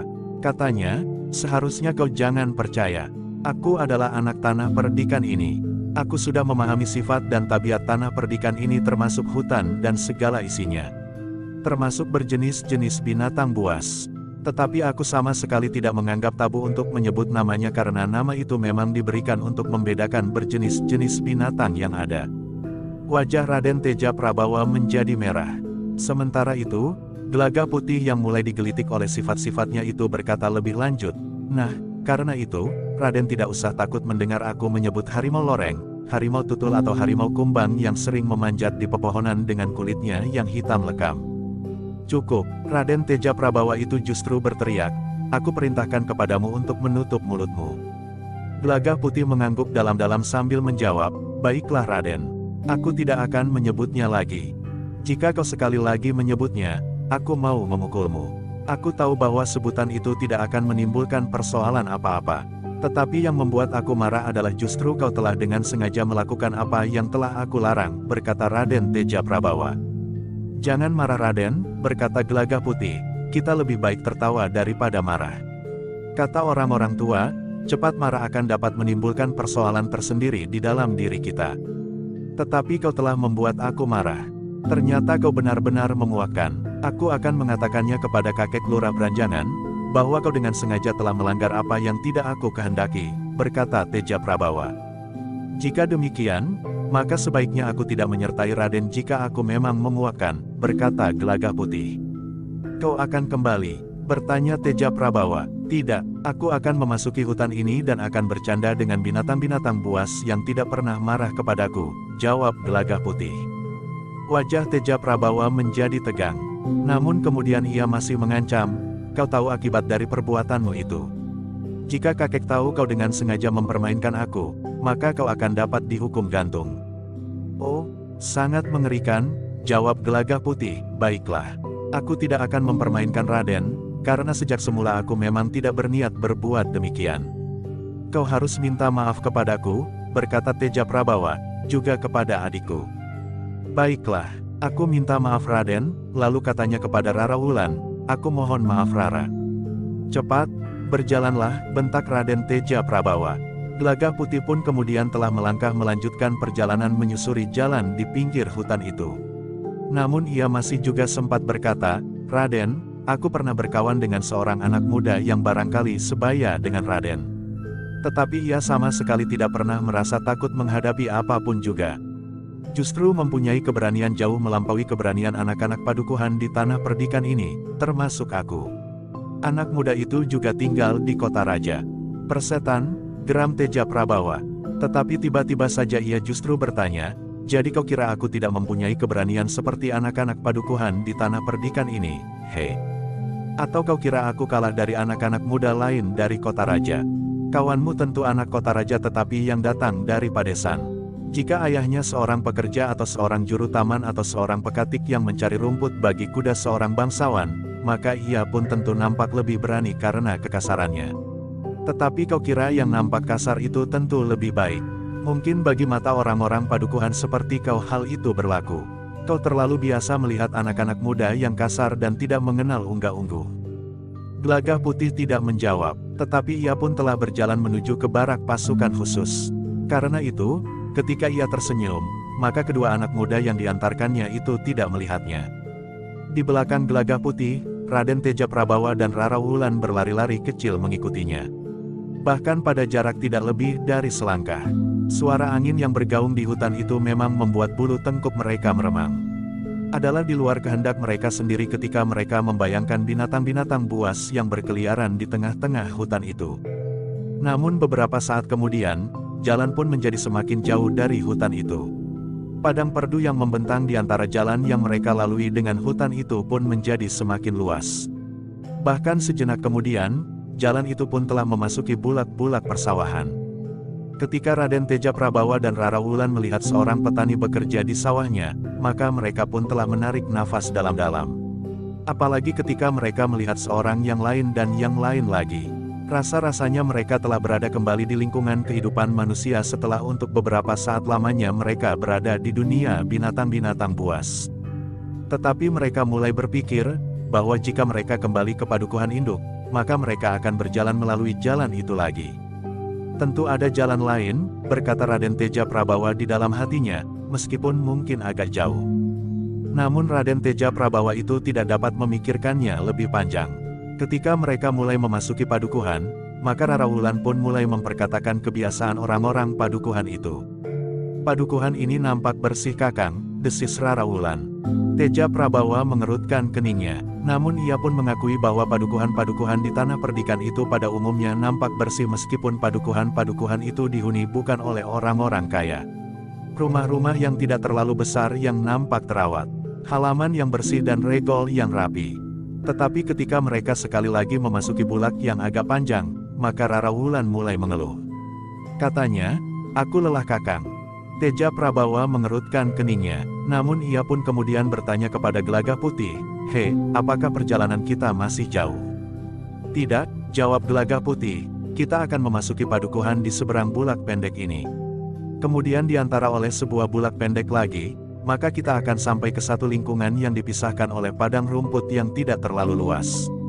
Kemudian pagar kayu yang berjajar rapat mengelilingi satu tempat yang dari jauh nampak seperti pategalan yang agak luas. Nah, di lingkungan pagar kayu yang rapat setinggi 2 orang berdiri bersusun itulah barak pasukan khusus Mataram." Teja Prabawa tidak menjawab, tetapi Rara Wulanlah yang sekali lagi mengeluh, "Aku sudah lelah. Apakah kita akan beristirahat sebentar?" bertanya Teja Prabawa kepada adiknya. Rara Wulan mengangguk, sehingga karena itu, maka Teja Prabawa pun berkata kepada Gelagah Putih, "Kita berhenti sebentar di sini. Adikku sudah merasa lelah." Gelagah Putih memang berhenti, tetapi katanya, jarak yang akan kita tempuh tinggal beberapa puluh tonggak lagi. "Kenapa kita harus berhenti?" "Jangan bertanya lagi, kau tentu sudah mendengar kata-kataku tadi," bentak Teja Prabawa. Gelagah Putih menarik nafas dalam-dalam, tetapi ia tidak menjawab lagi. Sesaat kemudian, maka kedua orang kakak beradik itu pun telah mencari tempat untuk duduk. Mereka tidak mau duduk begitu saja di atas rerumputan di pinggir jalan. Namun agaknya mereka telah menemukan sebongkah batu yang besar yang terletak di pinggir jalan itu, sehingga mereka pun kemudian duduk di atas batu itu. Gelagah Putih sendiri tidak ingin duduk, tetapi ia tetap berdiri saja bersandar sebatang pohon turi yang tidak terlalu besar.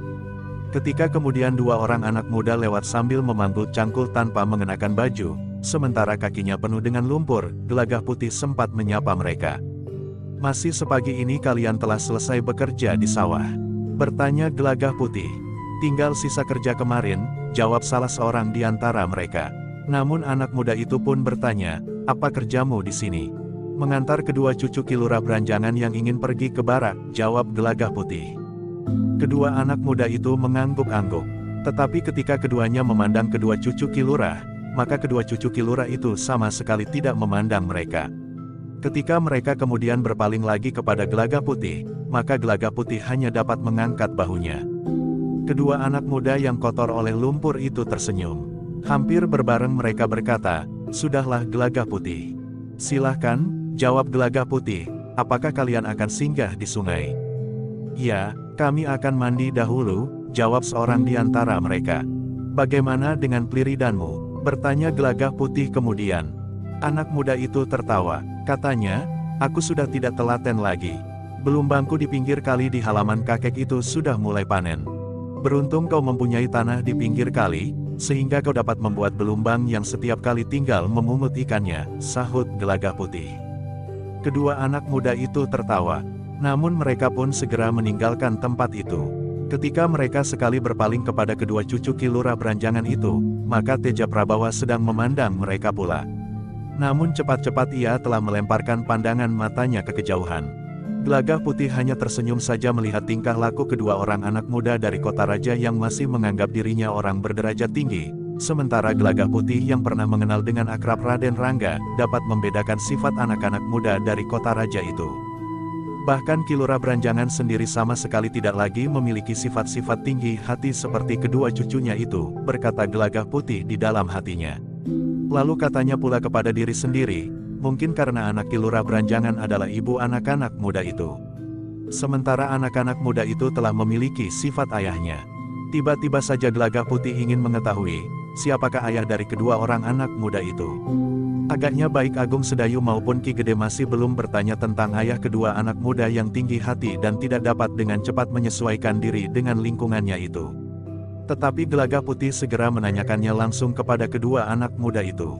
Gelagah Putih menyadari bahwa jika ia bertanya kepadanya, hanya akan menimbulkan kejengkelan saja. Gelagah Putih mengerutkan dahinya ketika didengarnya Teja Prabawa itu berbicara kepada adiknya. Nah, kau lihat Wulan. Anak-anak padesan itu hidupnya selalu dilumuri oleh lumpur di sawah. Rara Wulan mengangguk-angguk. Jawabnya, tetapi nampaknya mereka tidak merasa dirinya kotor. Tentu tidak, tiba-tiba saja Gelagah Putih menyahut, seandainya mereka memang kotor, yang kotor hanyalah kulitnya saja. Wadaknya saja. Teja Prabawa memandang Gelagah Putih dengan tajamnya. Kemudian dengan nada tinggi ia bertanya, apa yang kau maksud? Raden, jawab Gelagah Putih, kami, anak-anak muda tanah perdikan ini memang harus bekerja sebagaimana mereka lakukan.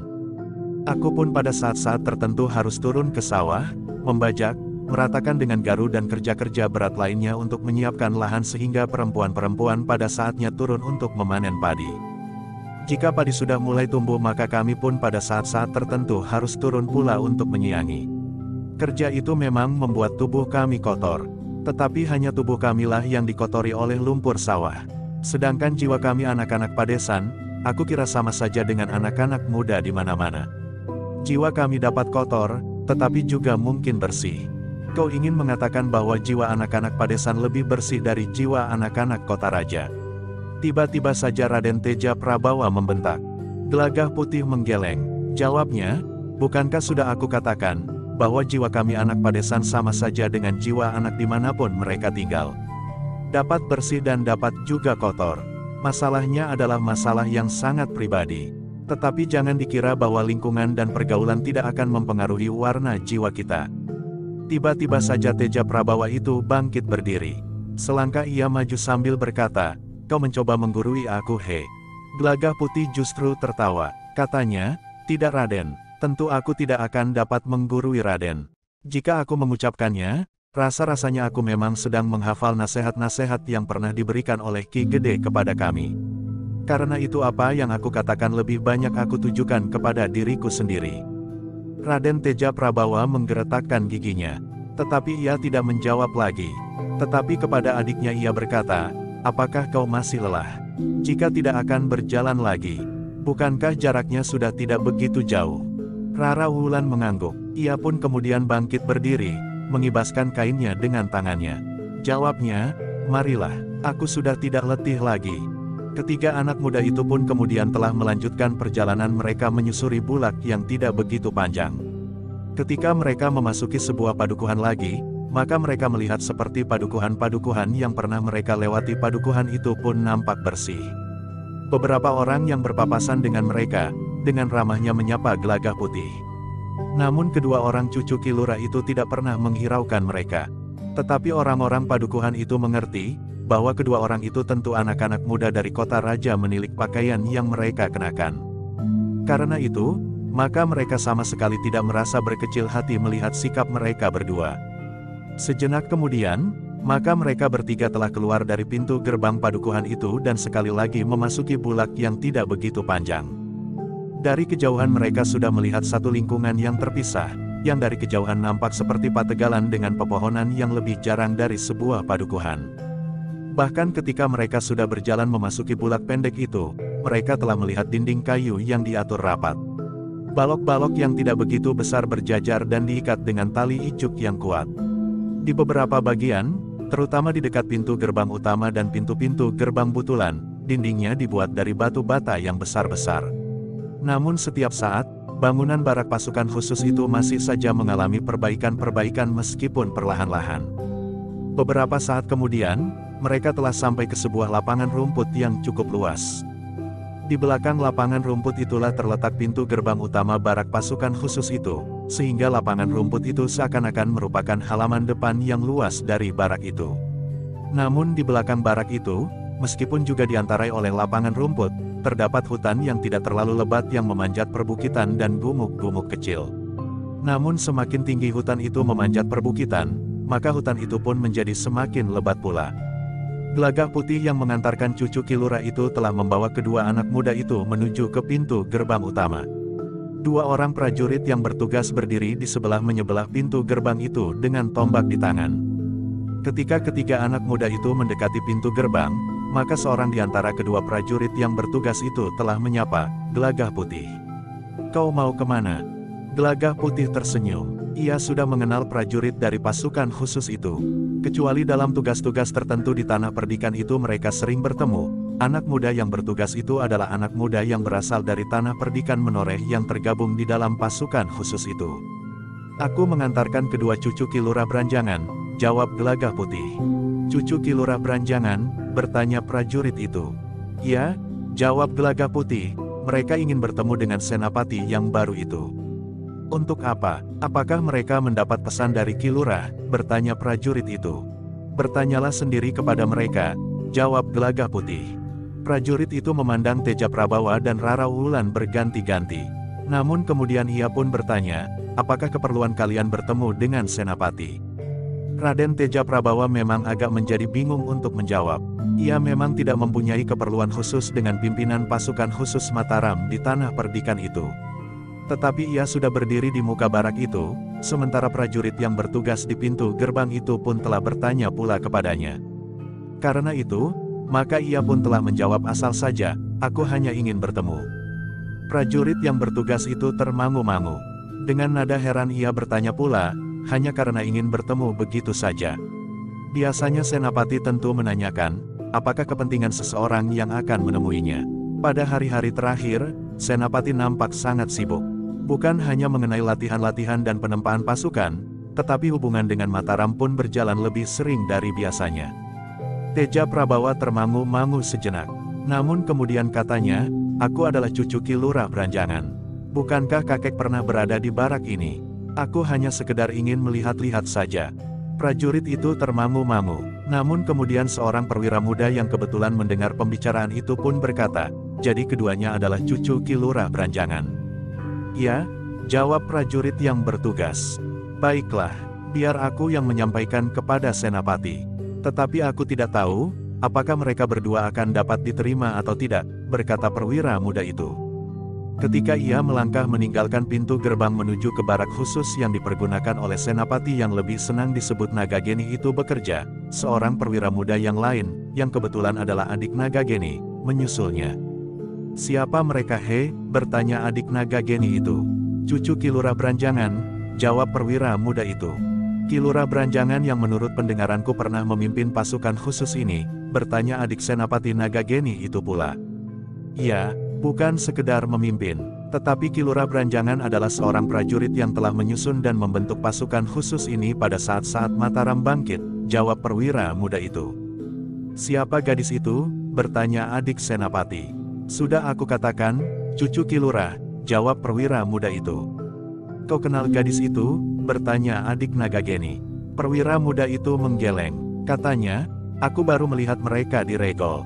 Nampaknya kau mulai tertarik. Ternyata kau dengan serta-merta bersedia menyampaikan kedatangannya kepada Kakang Senapati," berkata adik Nagageni itu.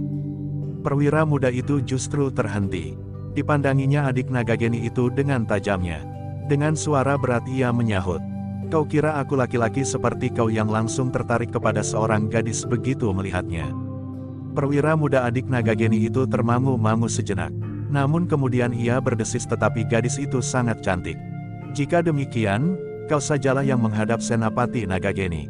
Katakan kepada kakakmu itu, bahwa cucu Ki Lurah Branjangan ingin bertemu.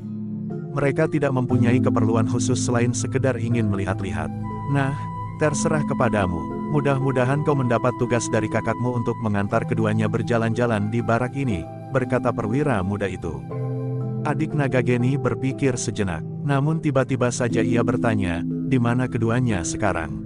"Bukankah kau tahu bahwa keduanya masih berada di Regol?" jawab perwira muda itu. Adik Nagageni mengangguk-angguk. Katanya, "Baiklah, biarlah aku yang menyampaikannya kepada Kakang Senapati." Dengan demikian, maka adik Nagageni itulah yang menemui kakaknya di ruangan khususnya. Dengan singkat ia menyatakan bahwa kedua cucu Ki Lurah Branjangan ingin menghadap. "Apakah ia membawa pesan dari Ki Lurah?" bertanya Nagageni. Menurut keterangannya tidak, mereka hanya ingin melihat-lihat. Mungkin karena mereka mengetahui bahwa kakeknya pun pernah berada di barak ini. Yang pernah berada di barak ini adalah Ki Lurah Branjangan, bukan cucunya. "Untuk apa mereka ingin melihat-lihat?" bertanya kakaknya. "Aku tidak tahu. Mungkin mereka pernah mendengar cerita tentang kakeknya yang telah berhasil menyusun pasukan khusus Mataram di sini, jawab adiknya. Omong kosong, geram senapati itu apa yang pernah dihasilkan oleh Ki Lurah Branjangan. Setiap orang dapat saja mengumpulkan anak-anak muda, memberi makan dan pakaian, menyediakan tempat untuk tidur dan memberikan uang gaji mereka setiap bulan. Tetapi kemampuan pasukan itu ternyata tidak berarti sama sekali. Bahkan pemimpin-pemimpin sesudahnya pun tidak berhasil membentuk pasukan ini sesuai dengan namanya. Pasukan khusus. Baru sekarang, kita mulai membentuk pasukan ini dengan bersungguh-sungguh. Apapun yang mereka katakan, tetapi apa salahnya jika berada sekedar melihat-lihat barak ini, bertanya adiknya. Kita harus mencurigai setiap orang sekarang ini, jawab senapati itu karena itu, kita harus yakin, bahwa keduanya tidak berbahaya bagi kita. Aku dapat menanggung bahwa keduanya tidak berbahaya. Keduanya masih sangat muda, seorang di antaranya adalah seorang gadis, yang cantik, berkata adiknya. Senapati pasukan khusus itu mengerutkan keningnya. Kemudian katanya, aku mengerti sekarang. Kau tentu menganggap bahwa gadis itu cantik sekali, sehingga kau tertarik kepadanya. Perwira muda itu tertawa, sebenarnya aku ingin menasehatimu, jangan terlalu mudah tertarik kepada wajah yang cantik. Kau dapat terjerat ke dalam kesulitan, berkata Nagageni. Kali ini aku tidak akan berbuat seperti yang pernah aku lakukan sebelumnya Kakang. Apalagi jika gadis itu cucu Ki Lurah Branjangan. Aku memang tertarik kepada gadis itu. Tetapi aku akan memperlakukannya dengan baik. Siapa tahu, bahwa gadis itu akan dapat menjadi pasangan hidupku kelak, berkata perwira itu. Nagageni termangu-mangu sejenak. Meskipun demikian, ia ingin melihat kedua anak muda itu dan berbicara dengan mereka. Apakah benar-benar mereka tidak berbahaya bagi barak pasukan khusus itu? Atau bahkan kedua cucu Ki Lurah itu membawa tugas khusus yang bersifat rahasia dari Ki Lurah itu sendiri? Karena itu, maka Nagageni itu pun berkata, bawalah kedua anak itu kemari. Aku ingin melihat mereka. Baik Kakang, jawab perwira muda itu. Dengan tergesa-gesa perwira muda itu pun telah pergi ke Regol. Didapatinya kedua orang yang disebut cucu Ki Lurah itu masih ada di Regol. Tetapi ternyata bahwa mereka datang bertiga. Ketika perwira itu berdiri di gerbang barak itu, maka ia pun telah bertanya, siapakah di antara kalian cucu Ki Lurah Branjangan? Teja Prabawa dan Rara Wulan menjawab hampir bersama, aku. Perwira muda itu mengangguk-angguk. Lalu ia pun bertanya pula siapakah yang seorang itu. Gelagah Putih, jawab Teja Prabawa, anak tanah perdikan ini yang diperintahkan oleh Ki Gede mengikuti aku kemari. Gelagah Putih mengerutkan dahinya, tetapi ia tidak berkata apapun juga. Sementara itu perwira muda itu pun berkata, perintah Senapati, hanya cucu Ki Lurah saja yang diperkenankan memasuki barak ini. Gelagah Putih memang tersinggung mendengar keterangan perwira muda itu. Apalagi ketika Teja Prabawa berkata, jika demikian, biarlah anak itu menunggu aku di luar dinding barak. Marilah, silahkan menghadap perwira itu mempersilahkan. Teja Prabawa pun kemudian telah membimbing adiknya melangkah masuk. Sementara itu ia berpaling kepada Gelagah Putih sambil berkata, kau tunggu di sini. Sebelum aku keluar, kau tidak boleh pergi. Terasa telinga Gelagah Putih menjadi panas. Memang sulit untuk memenuhi pesan Agung Sedayu. Bahkan Gelagah Putih itu telah bergeremang di dalam hatinya, mungkin Kakang Agung Sedayu dapat melakukannya. Tetapi aku merasa sangat berkeberatan mendapat perlakuan seperti ini. Karena Gelagah Putih tidak segera menjawab, maka Teja Prabawa telah membentak, kau dengar perintahku he. Dengan susah payah Gelagah Putih menahan gejolak di dalam dadanya. Dengan suara bergetar ia menjawab, baiklah Raden. Teja Prabawa memandanginya sejenak, namun kemudian bersama adik perempuannya ia memasuki pintu gerbang barak pasukan khusus, mengikuti perwira muda yang akan membawa mereka menghadap pimpinan barak itu. Perwira muda yang lain, yang mula-mula akan melaporkan kehadiran kedua cucu Ki Lurah itu memandang dari kejauhan.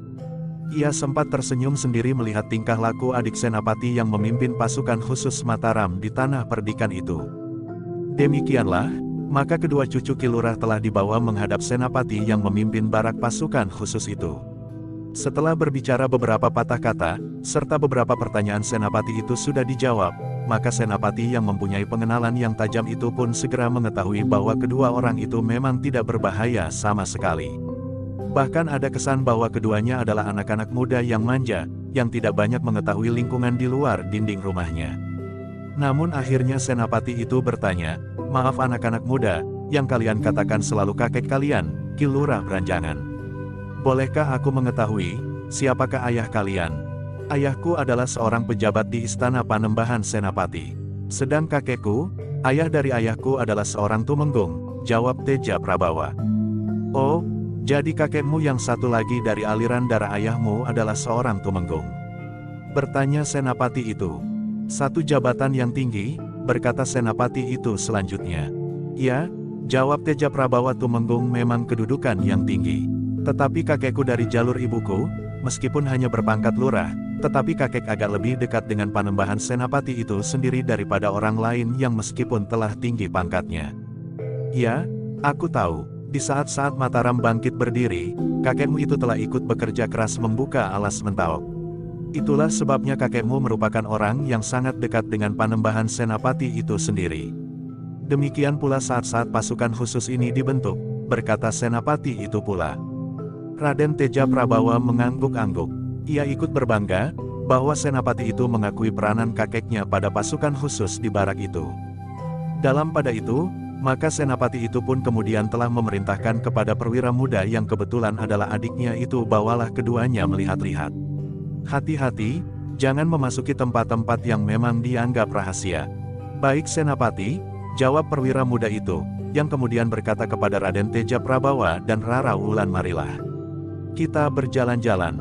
Raden Teja Prabawa dan Rara Wulan merasa senang bahwa mereka mendapat sambutan yang ramah dari pimpinan barak pasukan khusus itu.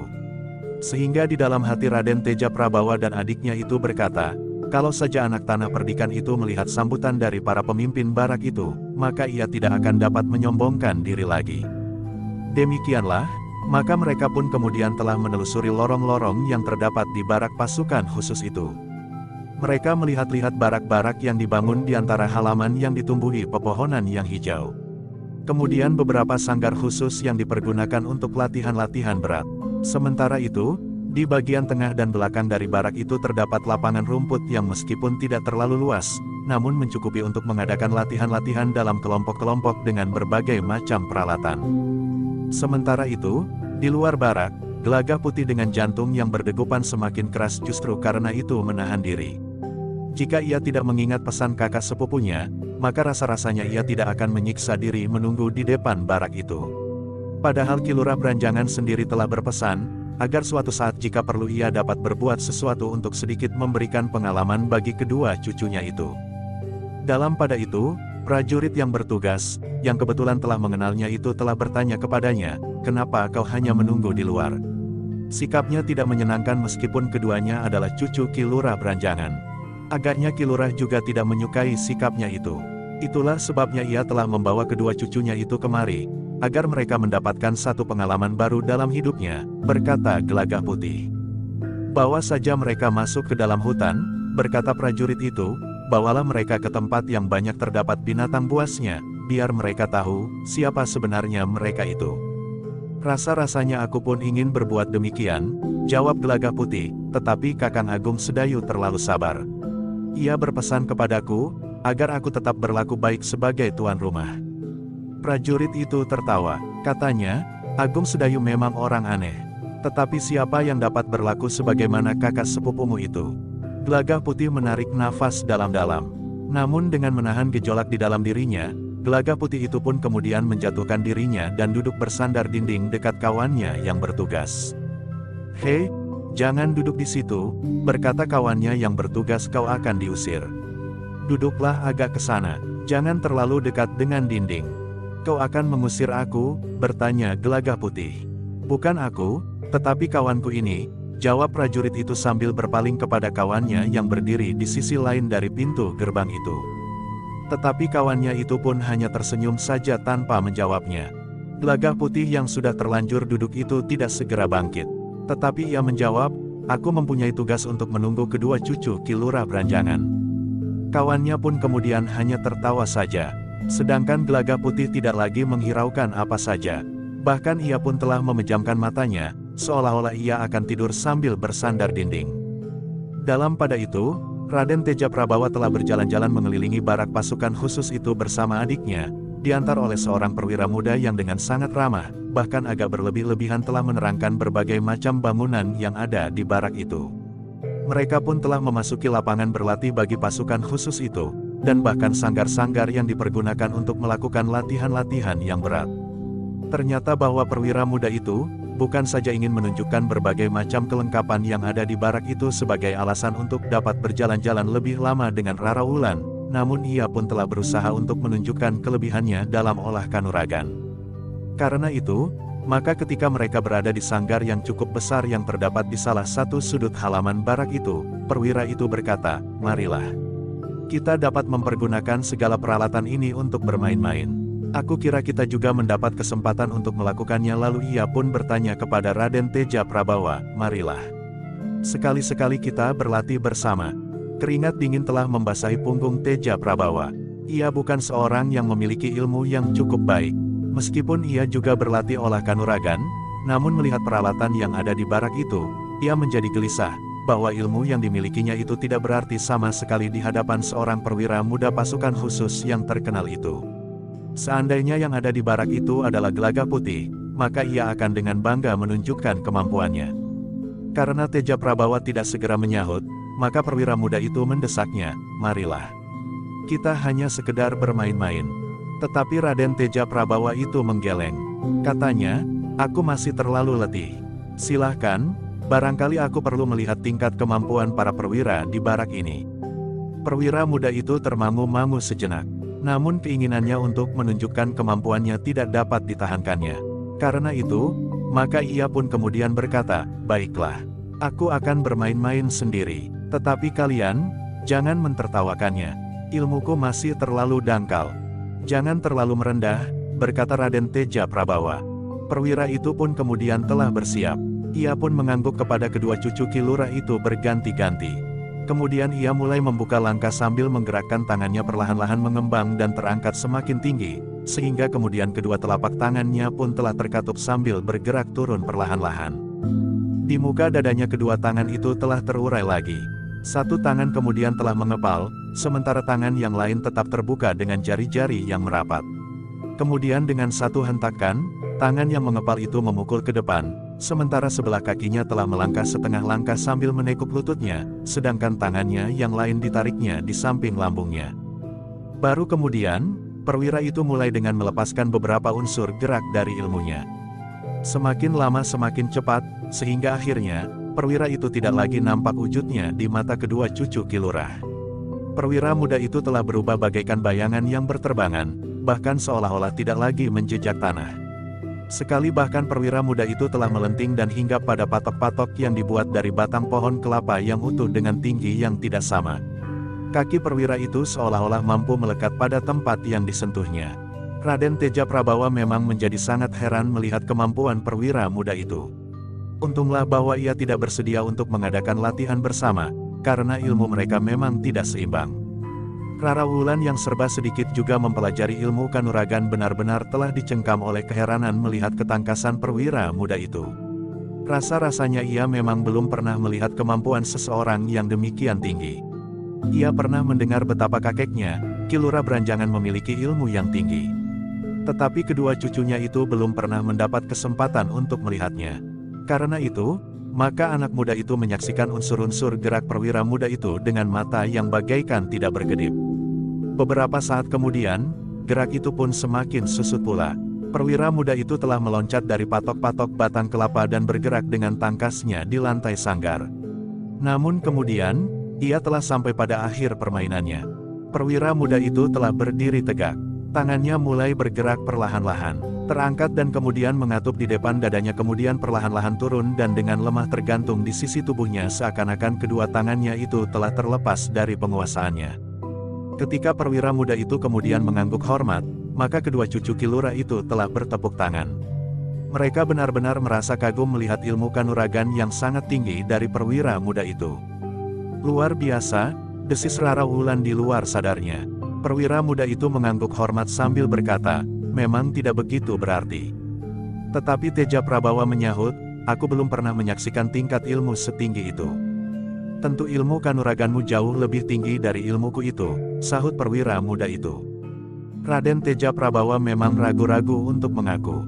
Tetapi Rara Wulanlah yang menjawab, memang, ilmunya tidak setinggi ilmu Kisanak. Ah, kau terlalu merendahkan diri, jawab perwira muda itu. Tidak, jawab Teja Prabawa. Ia tidak dapat berbuat lain kecuali mengucapkan pengakuan, untung aku tidak bersedia berlatih bersamamu. Jika demikian, maka kau akan mengetahui betapa rendahnya ilmu kanuraganku. Jangan memuji, ilmuku belum seberapa dibanding dengan ilmu Senapati yang sekarang memimpin pasukan khusus ini, berkata perwira itu. Aku percaya, inilah gambaran dari pasukan yang ada di tanah perdikan Menore ini, yang dahulu pernah dibentuk oleh kakek lurah Branjangan, berkata Teja Prabawa. Perwira muda itu mengerutkan keningnya. Katanya kemudian, tetapi tingkat kemampuan pasukan khusus ini tidak dengan serta-merta berada pada tataran sekarang. Setingkat demi setingkat, pasukan ini telah ditempa sehingga akhirnya Senapati yang sekarang itulah yang telah berhasil meningkatkan kemampuan pasukan khusus ini sehingga benar-benar mencapai tataran yang diinginkan. Kedua cucu Ki Lurah itu hanya mengangguk-angguk saja. Mereka tidak merasa tersinggung karena kakeknya yang dianggap tidak berhasil melakukan tugasnya dengan sempurna, karena kedua cucu Ki Lurah itu memang tidak dapat menggapai penalaran sampai sekian jauh. Raden Teja Prabawa tiba-tiba terkejut ketika perwira muda itu kemudian berkata, apakah kau akan bermain-main juga? Tidak, jawab Teja Prabawa, tidak ada yang dapat aku tunjukkan kepadamu. Mungkin setelah aku melatih diri selama 5 tahun lagi, baru aku akan berbuat sebagaimana kau lakukan itu. Tetapi perwira itu tertawa, dengan nada rendah ia berkata, kau nampaknya lebih senang merendahkan diri. Aku berkata sebenarnya, jawab Teja Prabawa. Rara Wulanlah yang segera menyahut, Kakang Teja Prabawa mengatakan yang sebenarnya.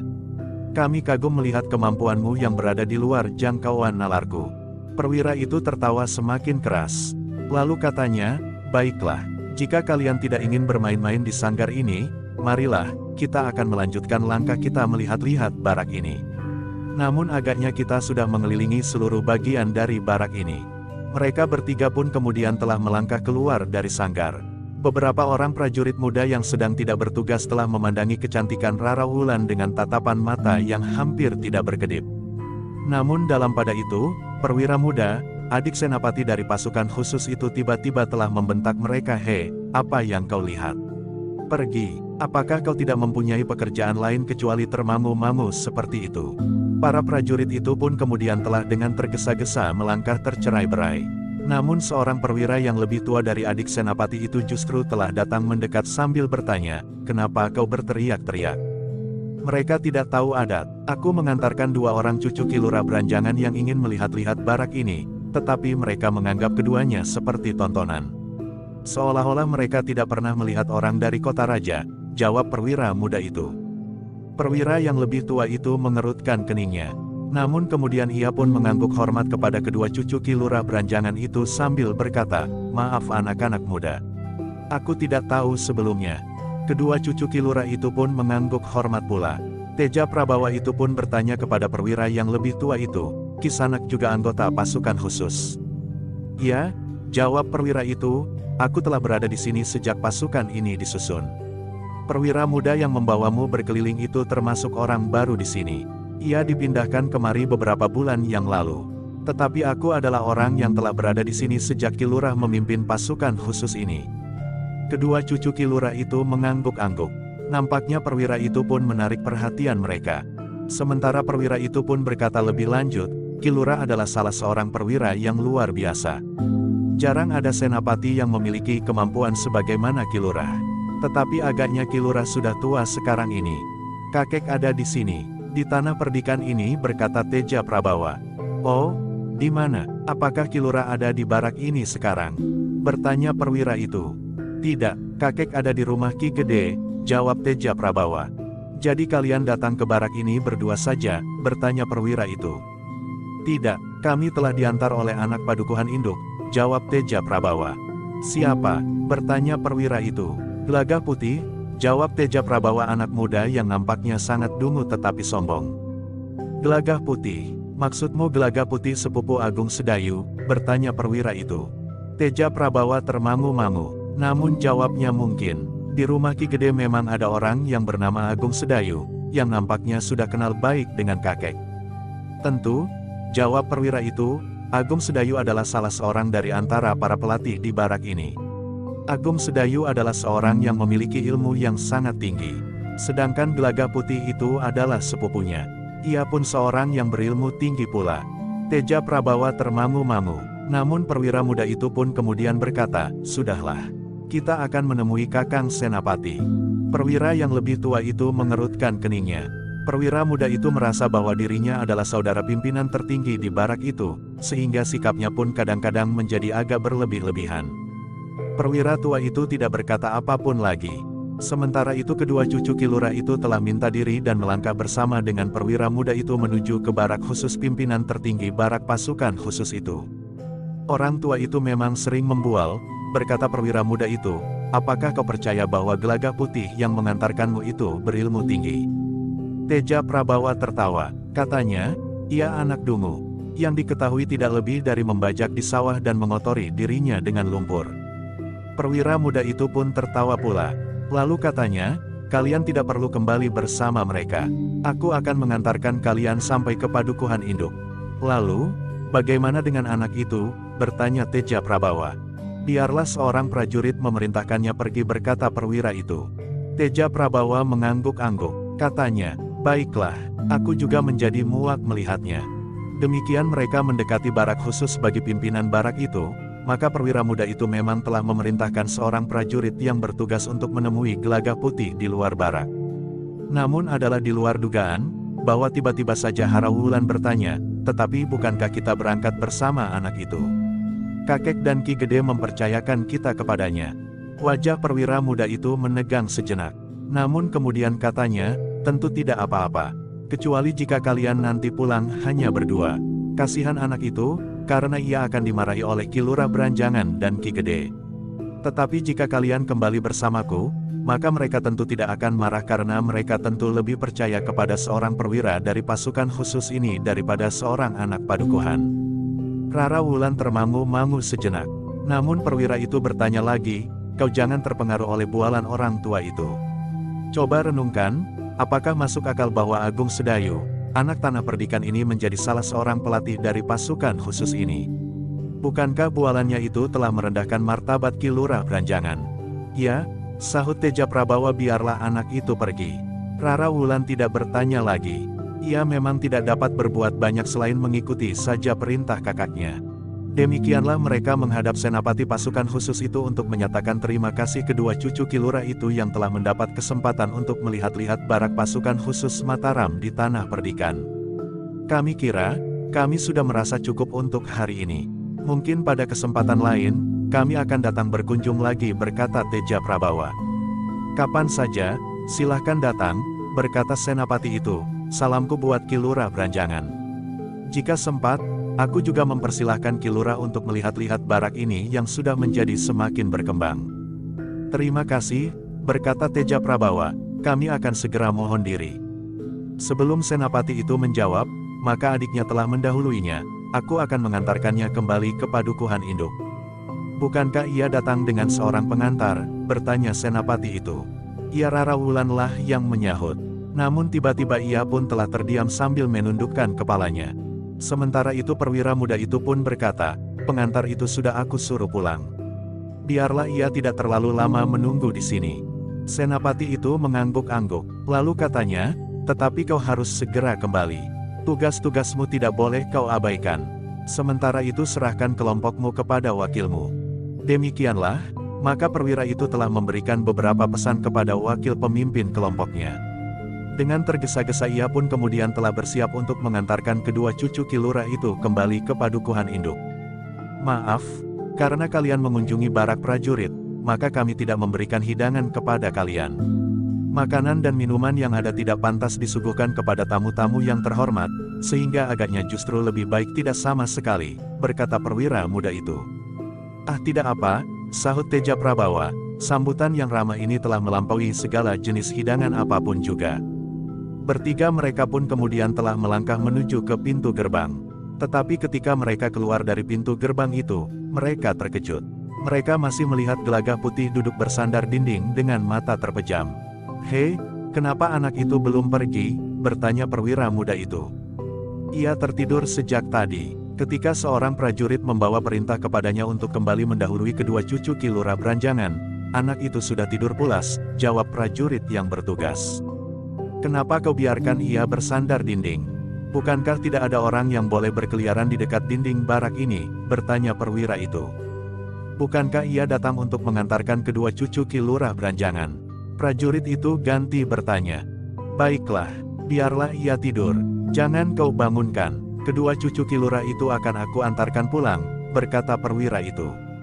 Namun Rara Wulan tiba-tiba saja berkata, tetapi kasihan anak itu. Jika ia tidak segera terbangun, maka ia akan kehilangan banyak waktu dengan sia-sia. Teja Prabawa berpaling kepada adiknya sambil mengerutkan dahinya. Namun ia pun kemudian berkata, sudahlah. Apa peduli kita dengan anak itu? Marilah. Rara Wulan tidak membantah. Mereka pun segera melangkah meninggalkan pintu gerbang barak itu menuju ke padukuhan induk. Namun demikian mereka bertiga pergi, maka Gelagah Putih pun menggeliat sambil tersenyum. Terima kasih. Kau mampu bermain baik sekali. Anak setan, geram prajurit itu, pergilah. Gelagah Putih tertawa, katanya, kau sudah kejangkitan penyakit anak kota raja itu. Prajurit itu pun tertawa, sementara kawannya bertugas pun tertawa pula. Gelagah Putih yang telah bangkit berdiri pun telah melangkah pula sambil berkata, aku minta diri. Dengan cara yang lebih baik pun kalian tidak akan memberi bekal apapun. Awas, aku bertugas di sini. Aku berhak melemparkan tombak ke punggungmu, geram prajurit itu. Gelagah Putih tertawa, sambil melambaikan tangannya ia menjawab, lihat, tombakmu tumpul. Prajurit itu tidak menjawab, tetapi ia pun tertawa pula. Demikian pula kawannya bertugas. Ketika Gelagah Putih menjadi semakin jauh, kawannya itu berkata, anak yang sabar. Ia telah memaksa diri, kakak sepupunya lah yang mengajarinya berlaku demikian. Kakak-kakak kita pernah mengalami latihan-latihan yang diberikan oleh Agung Sedayu di barak ini. Aku juga pernah mengalami, jawab kawannya. Prajurit itu mengerutkan keningnya, katanya, iya, kau datang lebih dahulu dari aku. Dalam pada itu, Teja Prabawa dan Rara Wulan yang diantar oleh perwira muda dari pasukan khusus itu telah melintasi Bulak dan menuju ke pinggir hutan. Ada keinginan Teja Prabawa untuk mengajak mereka berjalan lewat jalan lain. Tetapi rasa-rasanya memang agak segan. Perwira itu akan dapat menganggapnya sebagai seorang penakut. Beberapa saat kemudian, mereka memang telah sampai ke jalan sempit di pinggir hutan. Jalan yang mereka lalui ketika mereka berangkat menuju ke barak pasukan khusus itu. Memang terasa tengkuk kedua cucu Ki Lurah itu meremang. Namun perwira muda itu memang nampak sangat meyakinkan. Ia berjalan di paling depan, dengan pedang panjang tergantung di lambung. Ketika jalan itu menjadi lekat dengan hutan, maka tiba-tiba saja mereka bertiga terkejut. Dari gerumbul perdu di pinggir hutan itu, tiba-tiba dua ekor binatang sebesar kucing yang gemuk bulat berloncatan kejar-mengejar. Rara Wulan terpekik, namun kemudian katanya, lucu sekali. Seperti kucing, tetapi tentu bukan kucing. Atau barangkali kucing raksasa. Anak harimau, berkata perwira itu. Anak harimau, ulang Teja Prabawa. Ya, wajah perwira itu memang menjadi tegang. Namun Rara Wulan berkata, tolong, tangkap kakang. Kita bawa kembali dan kita pelihara. Jika kita pelihara sejak kecil, maka harimau itu tentu tidak akan menjadi buas. Wajah Teja Prabawa menjadi tegang pula. Dipandanginya perwira muda itu sambil bertanya, apakah kita dapat menangkapnya? Perwira itu memang menjadi ragu-ragu. Tetapi didorong oleh keinginannya untuk menyenangkan Rara Wulan, maka katanya, tangkap sajalah. Teja Prabawa masih ragu-ragu pula. Ia pun kemudian bertanya, bagaimana dengan induknya? Perwira itu termangu-mangu sejenak. Tetapi tiba-tiba saja ditengadahkan dadanya sambil meraba hulu pedangnya, aku akan menyelesaikannya. Rara Wulan memang tertarik melihat kedua ekor anak harimau yang lucu itu berkejar-kejaran tanpa menghiraukan orang-orang yang memperhatikannya itu. Sementara itu, Teja Prabawa pun telah melangkah mendekati kedua ekor harimau kecil yang kemudian berjemur di panasnya matahari. Namun tiba-tiba saja mereka bertiga terkejut. Terdengar dari dalam hutan itu suara seekor harimau yang mengaum. Agaknya induk harimau itu sedang memanggil anak-anaknya yang tidak nampak di dekatnya. Harimau tiba-tiba saja Teja Prabawa dan Rara Wulan menjadi gemetar. Sementara perwira itu menjadi tegang.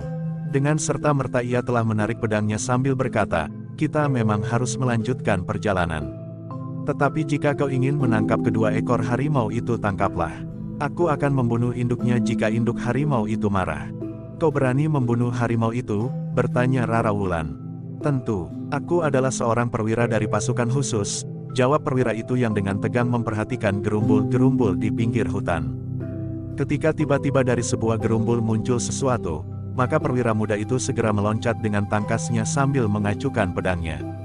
Namun ternyata yang muncul adalah gelagah putih. "Kau anak dungu," teriak perwira itu, "hampir saja tubuhmu aku lubangi dengan ujung pedang ini." "Sebenarnya aku tidak akan mendekati kalian," berkata gelagah putih, "tetapi kalian telah melakukan sesuatu yang berbahaya. Anak-anak harimau itu akan selalu dibayangi oleh induknya." "Persetan," geram perwira itu, "aku akan membunuh induk harimau itu. Aku percaya bahwa kau mampu melakukannya. Tetapi jika kau bunuh induk harimau itu, maka harimau-harimau kecil itu akan mati juga." "Harimau itu masih terlalu kecil untuk dipisahkan dari induknya," jawab gelagah putih. "Bukan urusanmu," bentak perwira itu, "kami dapat memelihara harimau itu dengan baik." Gelagah putih menggeleng, katanya, tidak semudah itu memelihara anak harimau. "Karena itu, lebih baik kalian tidak menangkapnya saja. Pergi," bentak Teja Prabawa, "kau selalu mengganggu." "Bukan maksudku, tetapi justru kalian jangan mengganggu kehidupan binatang hutan ini. Memang ada masanya seseorang pergi berburu, tetapi tidak membunuh seekor harimau yang sedang menyusui. Pemburu yang paling garang pun tidak akan melakukannya. Apalagi kalian," sahut gelagah putih. Wajah perwira muda itu menjadi tegang. Ia tidak dapat membantah kebenaran kata-kata gelagah putih. Tetapi ia tidak ingin mengecewakan cucu perempuan Kilurah beranjangan itu. Selagi perwira muda itu ragu-ragu, maka Rara Wulan pun tiba-tiba telah berkata, "Baiklah. Aku tidak ingin membawa anak macan itu. Nampaknya induknya akan dapat menjadi marah dan berbahaya, sedangkan tidak sepantasnya harimau yang sedang menyusui itu dibunuh." Perwira muda itu menarik nafas dalam-dalam. Sebenarnya ia memang lebih suka tidak berkelahi melawan seekor harimau betina yang sedang menyusui.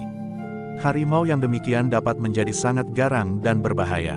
Meskipun ia akan mungkin dapat membunuhnya, tetapi ia sendiri tentu akan terluka cukup parah. Dalam pada itu, ternyata Om Harimau yang terdengar lagi telah membuat kedua cucu Kilurah itu semakin ingin dengan cepat meninggalkan tempat itu. Karena itu, maka Teja Prabawa pun berkata, "Baiklah.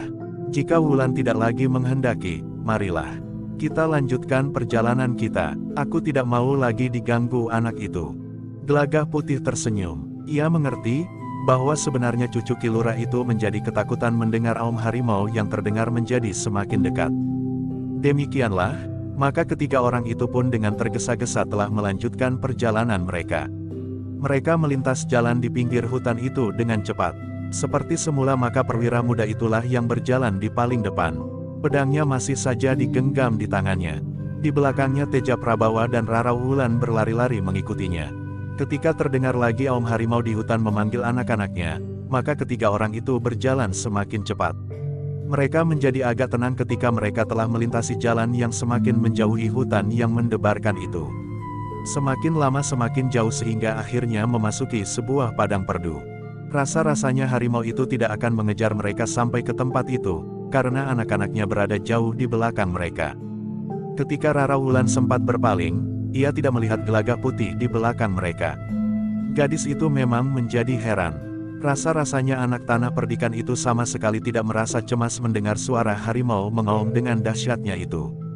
Bahkan anak tanah perdikan itu tidak pula meninggalkan tempat itu dengan cepat meskipun ia juga mendengar aum harimau itu. Tetapi Rara Wulan tidak sempat memperhatikan anak pedesaan itu lebih lama. Ia harus berlari-lari mengikuti perwira muda yang berjalan terlalu cepat. Namun semakin mereka jauh dari hutan, maka langkahnya pun menjadi semakin lambat.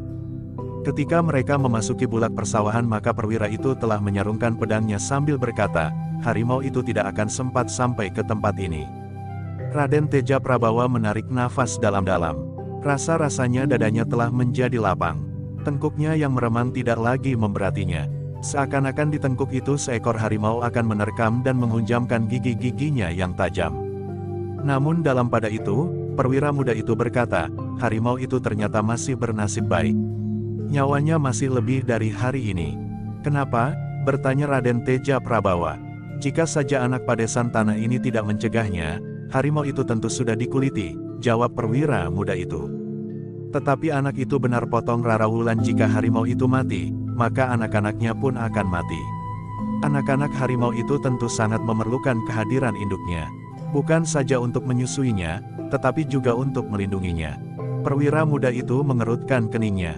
Tetapi ia pun mengangguk-angguk sambil berkata, "Ya, aku mengerti." Demikianlah, maka mereka bertiga telah melintasi beberapa bulak dan padukuhan.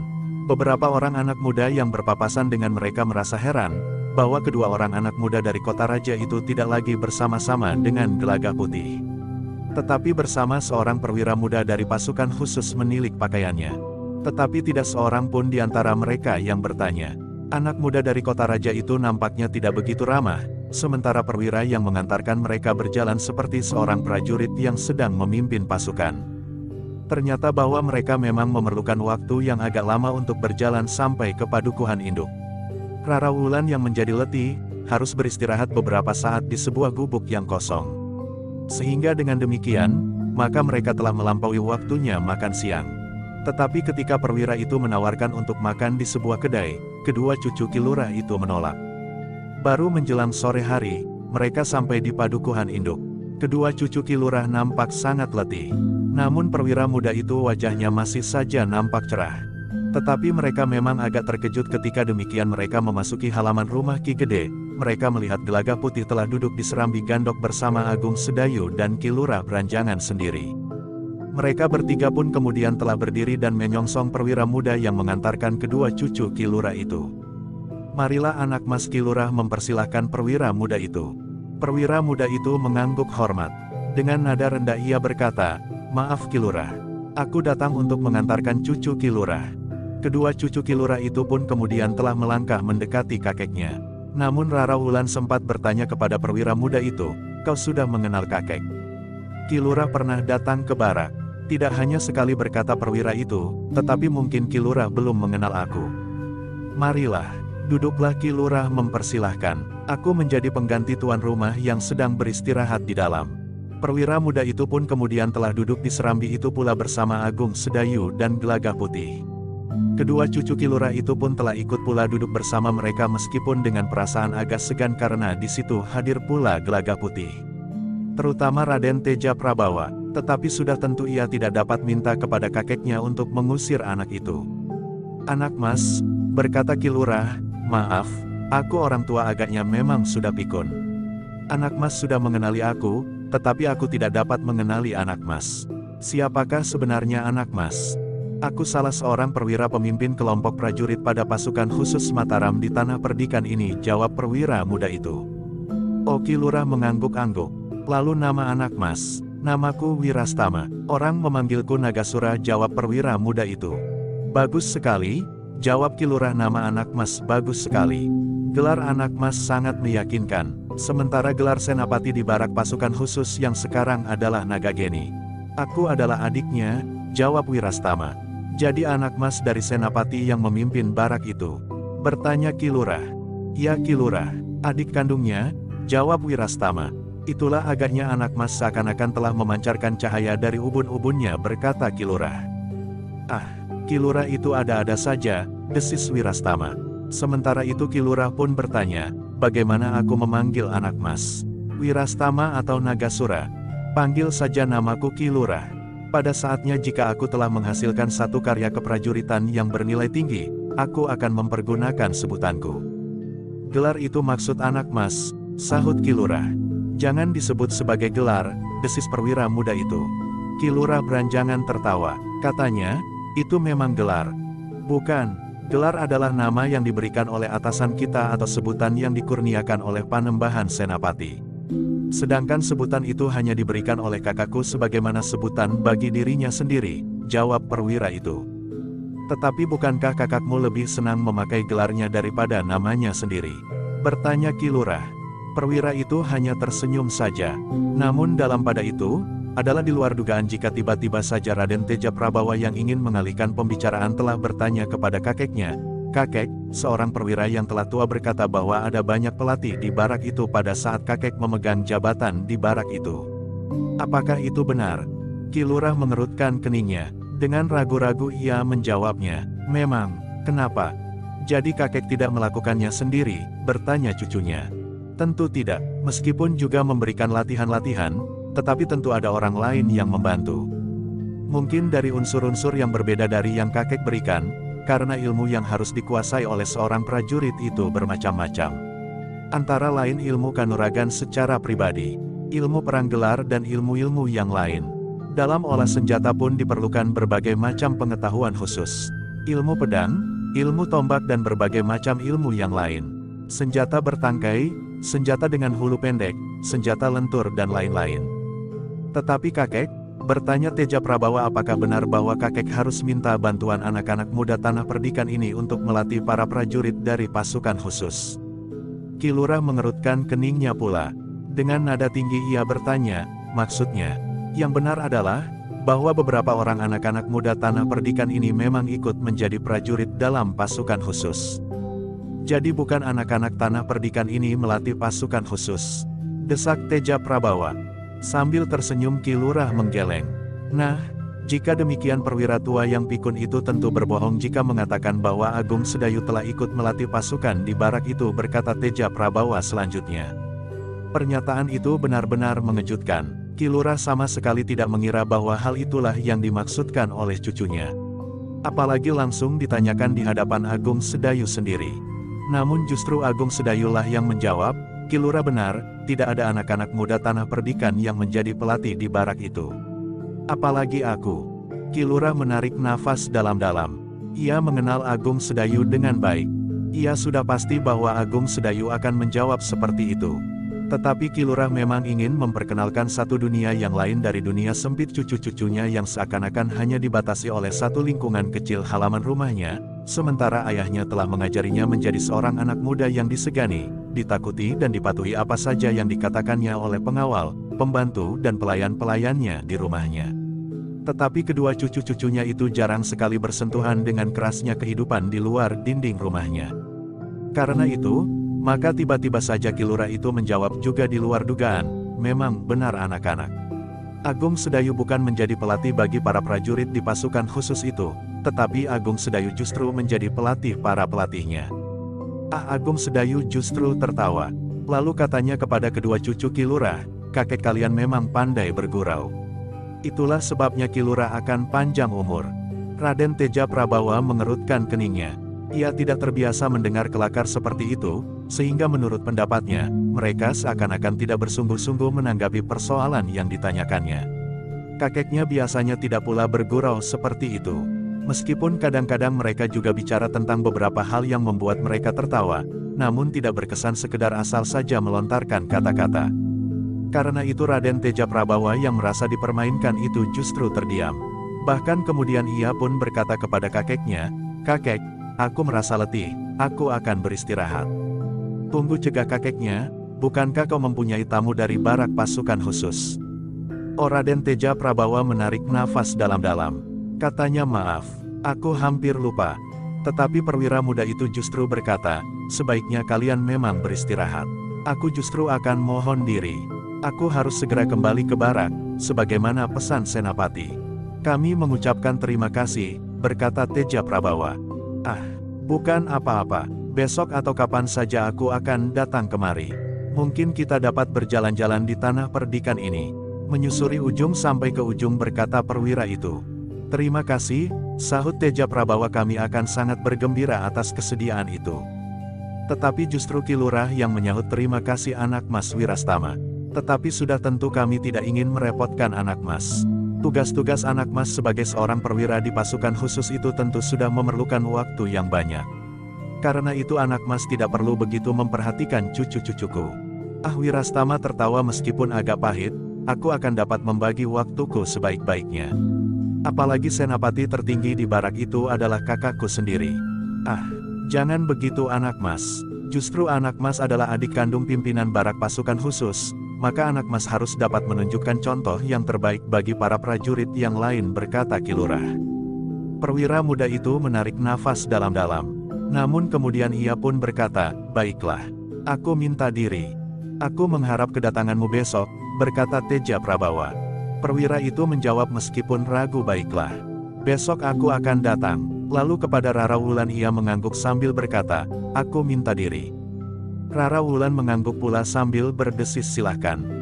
Apakah kau tidak mengucapkan terima kasih? Bertanya kakaknya. Rara Wulan termangu-mangu sejenak. Namun ia pun kemudian berkata, terima kasih. Perwira muda itu tersenyum sambil mengangguk-angguk kecil. Katanya kemudian, tunggu aku besok. Aku pasti datang. Jangan pergi sebelum aku datang. Ya, kami akan menunggu, jawab Teja Prabawa. Perwira itu pun kemudian telah meninggalkan rumah itu. Ia tidak bersedia menunggu dan bertemu dengar Ki Gede ketika Ki Lurah menanyakan kepadanya. Tidak perlu Ki Lurah, tidak ada kepentingan apapun dengan Ki Gede. Aku hanya mengantar cucu-cucu Ki Lurah saja, jawab perwira itu. Sepeninggal perwira itu Teja Prabawa telah berkata kepada kakeknya, Kek, bagaimanakah jika Wirastama itu kemudian bercerita kepada kakaknya yang menjabat sebagai senapati di barak itu? Bercerita tentang apa? Bertanya Ki Lurah. Nampaknya kakek yang berkelakar tentang Agung Sedayu yang pernah melatih para pelatih. Tetapi jika perwira itu mengatakannya kepada Ki Nagageni, senapati tertinggi di barak itu, ia akan dapat tersinggung, berkata Teja Prabawa. Kenapa orang itu tersinggung? Ia tidak perlu merasa tersinggung. Hal itu terjadi di saat kakek memegang pimpinan di barak itu. Dan kakek tidak pernah merasa tersinggung karenanya. Justru kakek merasa berterima kasih kepada Agung Sedayu. Ki Lurah berhenti sejenak, lalu, atau kau nampaknya tidak percaya, bahwa Agung Sedayu pernah melatih para pelatih di barak itu. Tetapi perlu dijelaskan, Ki Lurah potong, Agung Sedayu melatih dalam hal apa? Tentu bukan dalam olah kanuragan. Ki Lurah menarik nafas dalam-dalam. Nampaknya Agung Sedayu masih saja seperti dikenalnya dahulu. Ia lebih suka berendah hati dan tidak menanggapi sikap-sikap yang agak kasar seperti sikap Teja Prabawa itu. Namun agak berbeda dengan Agung Sedayu, Gelagak Putih rasa-rasanya ingin meloncat dan menamparkan mulut anak muda itu. Tetapi ia tidak berani melakukannya karena kakak sepupunya telah berpesan kepadanya, agar ia bersikap baik sebagai tuan rumah. Tetapi Teja Prabawa sendiri nampaknya sudah tidak berminat lagi berbicara di serambi itu bersama kakek dan orang-orang padesan, sehingga ia pun kemudian telah masuk ke dalam biliknya di gandok rumah Ki Gede yang besar itu. Rara Wulan ternyata menjadi bimbang. Apakah ia akan masuk juga ke dalam biliknya atau ikut duduk bersama kakeknya? Namun dari dalam biliknya kakaknya memanggilnya. Kek, kakak memanggil, desis Rara Wulan. Ki Lurah mengangguk, katanya, beristirahatlah. Rara Wulan pun telah meninggalkan kakeknya dan pergi ke dalam biliknya pula. Bersambung ke jilid 234.